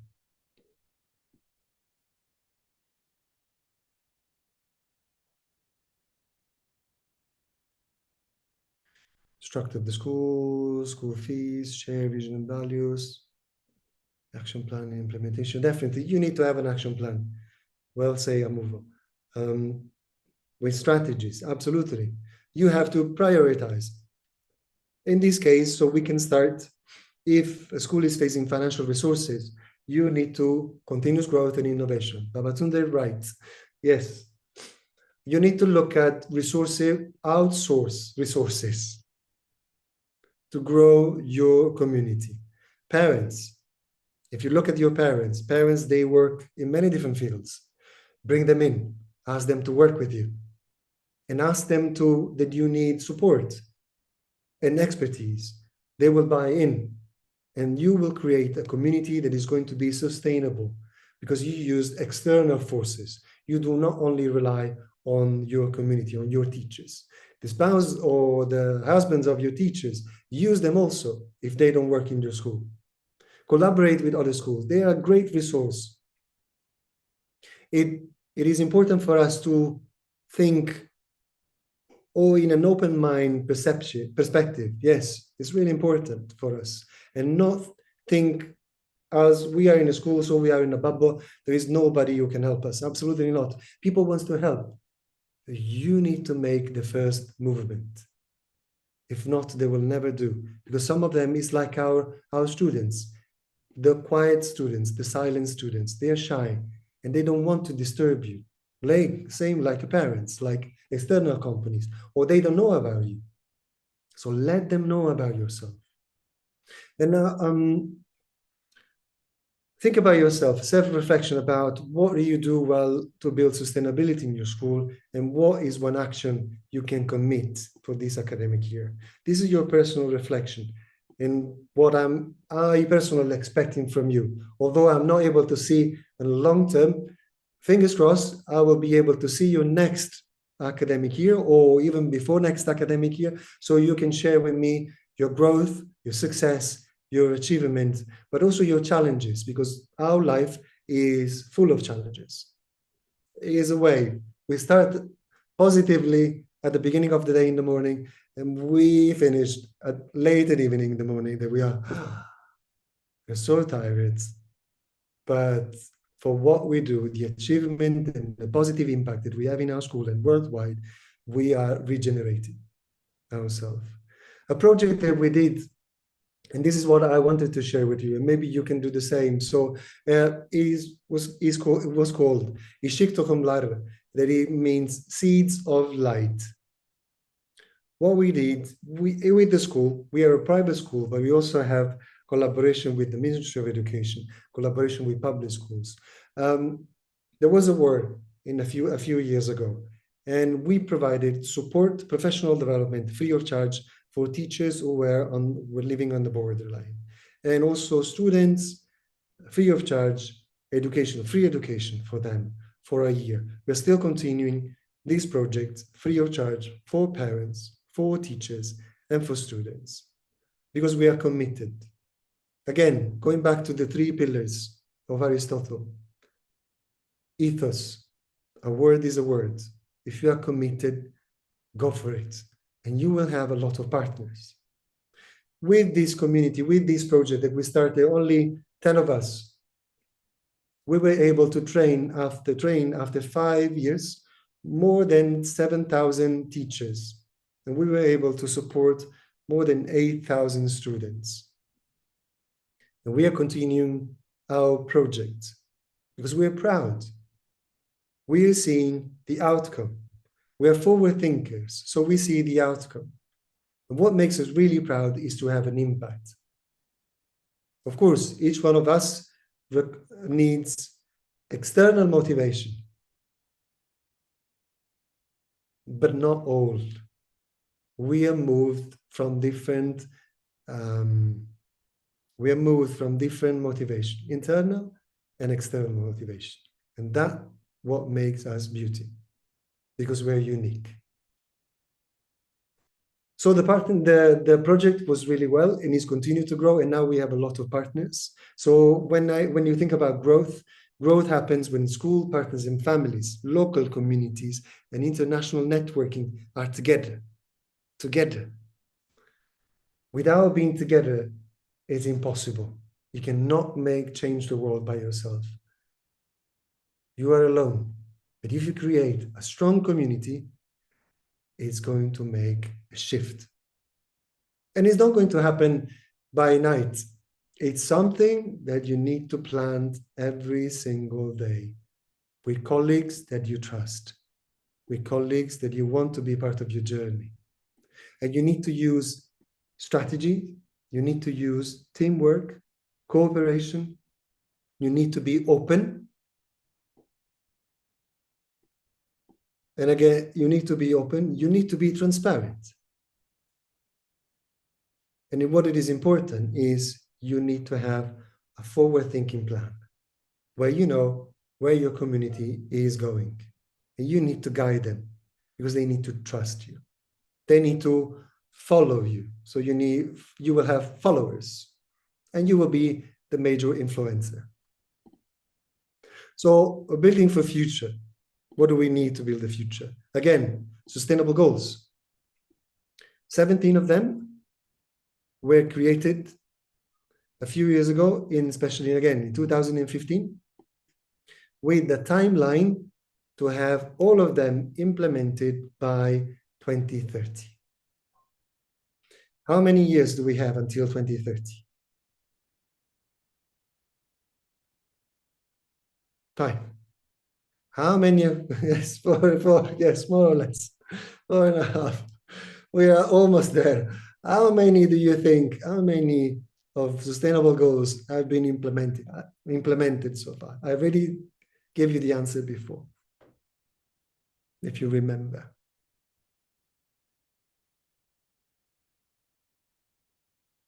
I'll give you 5 seconds. Where is it? Francisca, love you. None. None. Oh, no, not only in Africa, worldwide, Babatunde. Not only in Africa, worldwide. So they created these 17, it's about, again, people talk. They say, oh, we are giving 20 years, in 20 years, we are going to put them into practice. But if nobody is following up, if nobody is put them into practice, we have 4.5 years, even 4 years. And after magically they will be implemented? Absolutely not. It's going to be up to us. Think forward. If we are able to put, if you look at each one of them, they're easy applicable in each school. No poverty, for example. You can create outdoors projects, action. You can create voice students' voice, having action projects outside your school community. So you can fulfill one sustainable goal. Zero hunger.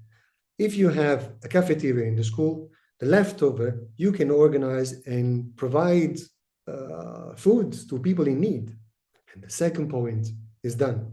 So if you think about education, if we are able to implement all the 17 sustainable goals into education in our curriculum, it's going to take even less than 3 years to put them into practice. And it's going to be massive. If think about all the schools around the world, public schools, private schools, if we're able to put all of them into our community, we are able to put them, all of them, implementing them in less than 3 years. And it's going to be a shift in the world. And there would be nobody, no major organization say, oh, no, it's difficult. No, this is difficult. No, carbon dioxide. It's difficult to move from carbon dioxide to electricity. Absolutely not. We have done in our community. Let's move forward together. So we are becoming the, I don't want to use the word dictators, but we are the decision makers, not the organizations. Free scholarship, yes, also. It's up to us. We are able to create projects. We need to be creative. We need to be risk takers. We need to be courageous to start, because people want to be involved. And that's the beauty. So we need to, how do we think, how do we ensure that community is still thriving in 5 to 10 years? We need to work with them side by side. We need to work firstly with our community side by side. There was a song in the past that was called, the title was Lean on Me. If you're strong, when you're strong, and I feel your pain, so I need a person that I lean on, I need to count, and I need to know that that person will honestly talk to me and support me. It's something that is really powerful for me, and I always have seen this as a powerful. This quote, I am because we are. Again, we are. Who I am is because who we are. It's not just about one person. It's about collectivism. It's about supporting each other. And that's beautiful. I hope you are familiar with Ubuntu philosophy. That's really powerful. If we put this philosophy into practice, it's going to shift the world. And we will have some countries, some continents that will be forward thinkers comparing to others. So if you look at the core values of Ubuntu, responsibility, honesty, self-control, caring, love, perseverance, compassion, forgiveness, powerful. Think about, try to put them in place. Bright spot, I'm almost at the end.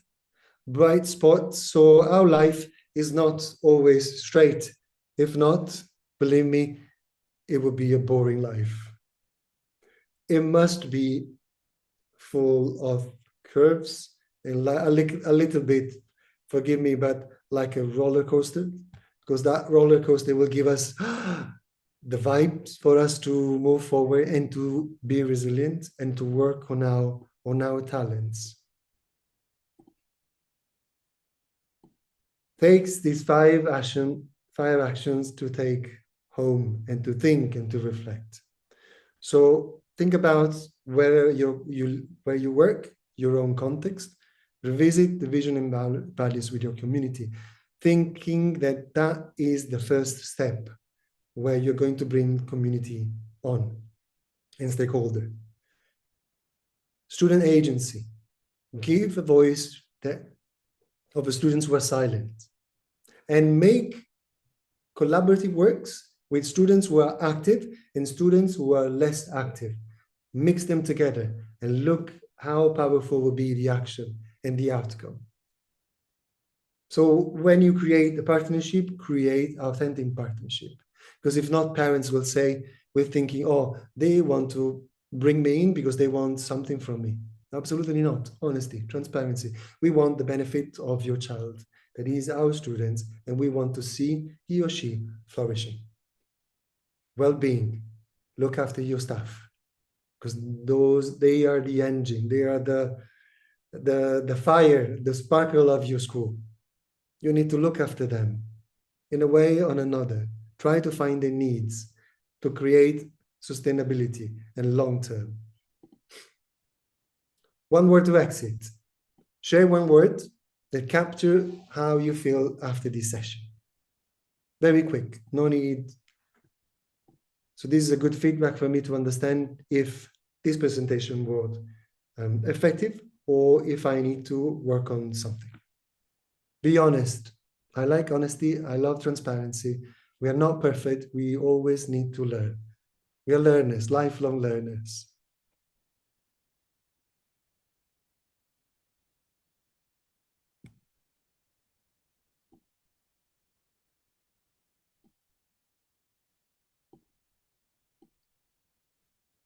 Just look about the quote. If you have a chance to read, build a sustainable growing school community is a shared journey. by putting people first, people, purpose, partnership, you create something amazing. Remember, people, purpose, and partnership, ethos, logos, and pathos. And you will be a major influencer in the world. Thank you very much. Asante sana. So thank you so much for share the time with me today. Again, it has been a great pleasure, and I look forward to continue to support and to continue to help. Thank you very much. If you have any questions, I'm happy to. Wow. Please, can we clap? Can we clap? Can we? Let's give a standing round of applause for Dr. Francesco Banchini. Thank you, Mr. Herbert. Thank you so much for this wonderful session. It's a workshop session, so we can ask questions. Actually, it's a workshop session. We can have questions. So thank you, everyone. Thank you for being reactive. Thank you for participating, engaging. Okay, so can I permit, if you want to ask questions, we'll permit just, because we want to end this by in the next 4 minutes. Mrs. Faluade, are you still there? So that you can give us information about what is it called? Mrs. Faluade, if you are still there, let me know.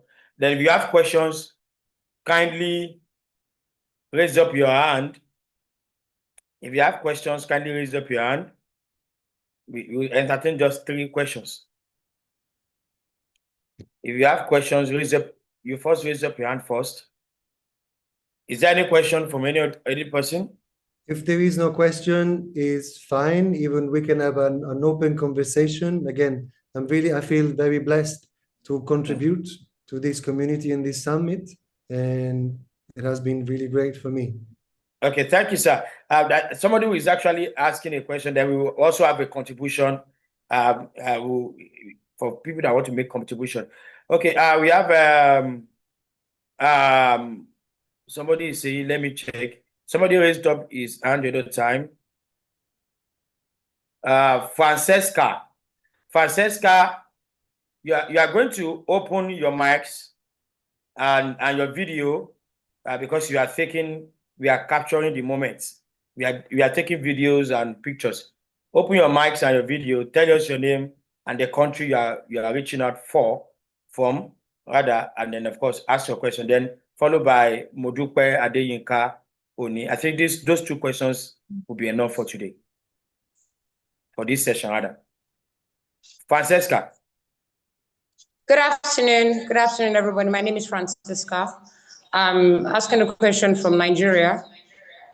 Okay. I would like Mr. Francesco Bacchini to reiterate on the 3 philosophies that he said.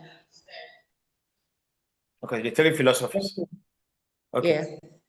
Okay. I will compile the question. You will compile the questions together so you can answer at once. Mrs. Modupe Adeyinka, please, you can ask. Good afternoon, everyone. Thank you, Francesco. Mine is not much of a question, more like, will you be sharing your slides? Because I think it's a good working document for us to work through over the course of the year to ensure that we're staying aligned with what we've heard here now. And just to tell you that it was a very good presentation. So thank you very much. Thank you so much, Ma. We really appreciate that. Okay. I think let's have a feedback from Dr. Francesco now. Dr. Banchini. Dr. Banchini, are you there? Dr. Banchini, are you there? Is he still there? I'm trying to find out. I'm not sure he's here. Maybe his network has logged him up. Dr. Francesco Banchini, I'm not sure he's here again. Okay. For the slide, of course, we'll get it across. as at when do you get the slide across so that everybody can have access to it. Okay.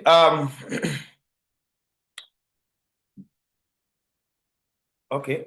I think we should be rounding up now since Dr. Francisco is not here. But of course, if you want to engage with him with his social media and on Facebook and LinkedIn is Francesco Banchini. Francesco Banchini. You can connect with him over that social media handles. And of course, just say from School Summit Africa, you are part of his session. Since he's not here at the moment. Okay, so Mr. Faluade, Mrs. Faluade, are you here? Ms. Faluade, Temitop, are you here? Oh, she's not here as well. Okay, Dr. Francesco is back. Sorry, Dr. I had problems with internet. Yes, somebody asked you to reiterate the philosophies, the 3 philosophies that you mentioned the other time. She wants to have more clarification on them. It's about Aristotle. So we talk about, when you talk about ethos, logos, and pathos, 3 points where you are able to affect others by touching them through communication, through integrity, through emotions. And this philosophy was created by a Greek philosopher, Aristotle. So communication, powerful, short, spot on. Integrity is about the personality that you have. Lastly, about emotions, feelings, the one that you are touching to bring people on your side. Right, Dorcas, communication, integrity, and emotions. Okay. Thank you so much, sir. Again, of course, you'll get like we have promised, we'll get the slides across as I will share them. Yes, I will share the slides if you need it. Very happy to help and support. Again, thank you very much. Thank you so much, sir. We really appreciate you. Mrs. Faluade is not here. Ntando, are you there? While we prepare for the evening session, we have just 7 minutes to hand off this session. We were asked to do something. For those that did not know, Mr. Henry, the chief announcer, are you there, Mr. Henry? The chief announcer for the summit, are you there?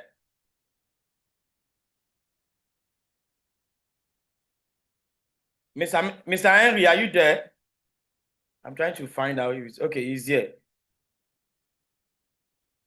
Okay, please kindly take note that please announce. I think the people did not get that information quite well. From the afternoon session, but by the evening session, we have again, we are not only coming here to learn. Like I said, the summit here is not for learning alone. It's about promoting culture. We are Africans. It's about promoting our culture. It's about taking our stand as a group of people that this is what we have seen, this is what we want to happen, and so on. So the summit is not about lectures alone. So therefore, when we are coming in the evening, it starts by 4 p.m. Nigerian time, that's 5 p.m.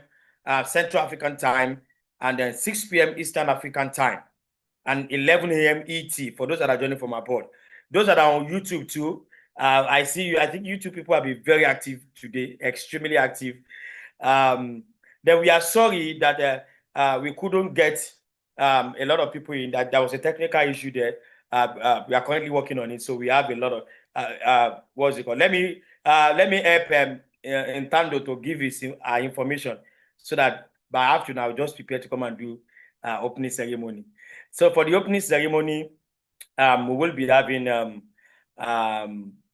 African song. We are supposed to have a dress code throughout this summit, and then we are starting by opening ceremony. So you have to come in your native attire.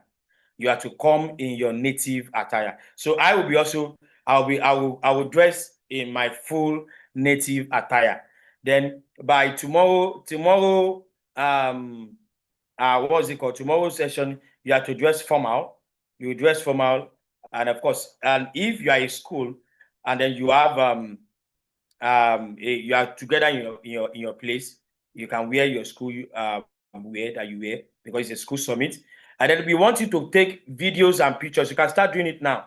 Take pictures, videos, and picture of you being a part of this session. A very clean, good video and picture.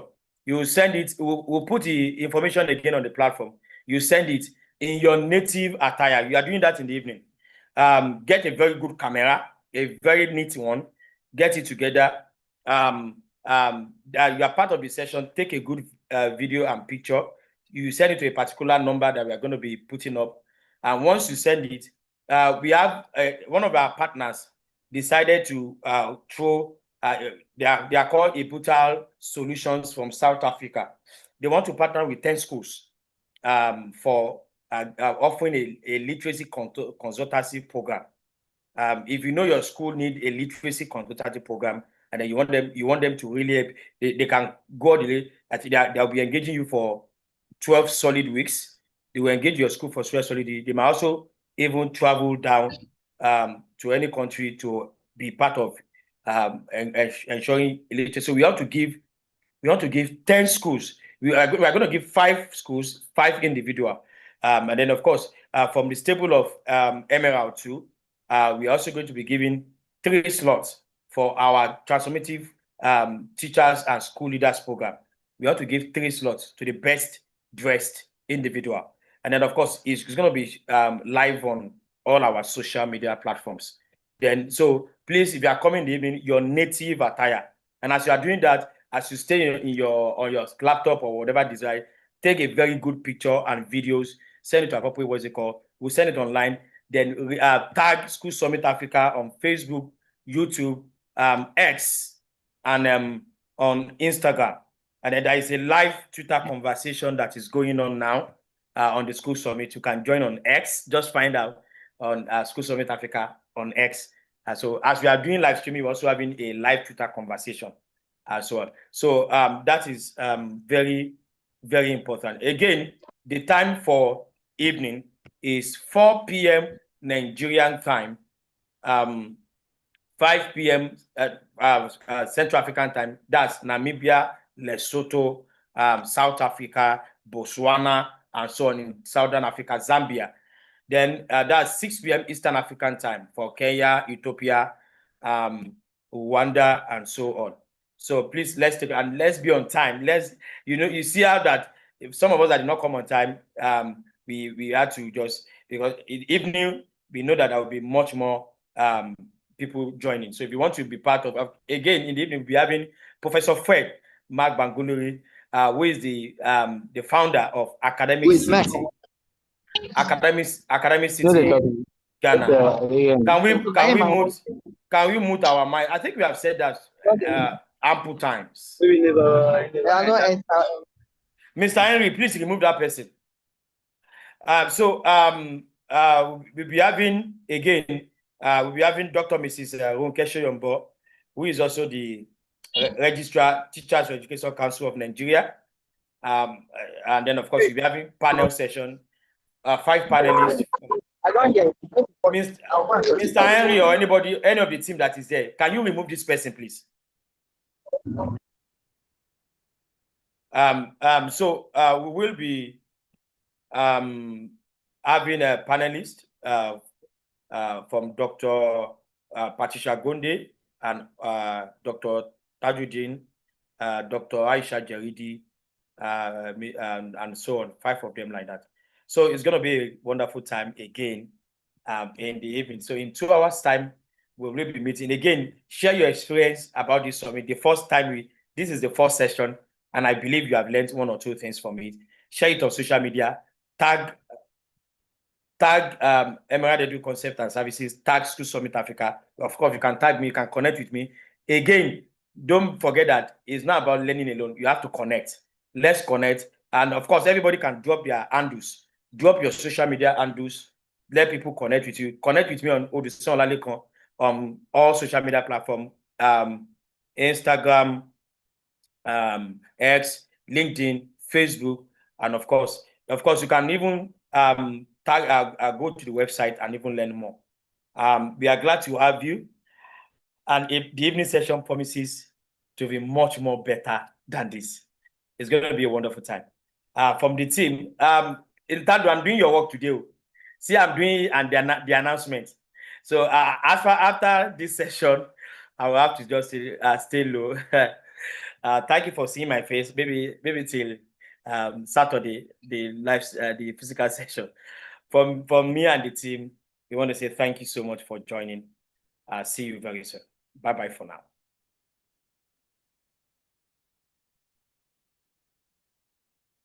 Bye, everyone. Bye. Don't forget, go to social media, share your experiences. Go to share your experience, tag us, tag me as well, and so on. Then don't forget to dress in the attire that we've said we are expecting. I'll also be putting on my Yoruba dress as well. So you want to see your native attire and of course taking beautiful pictures. Thank you. Bye-bye. We exit the meeting for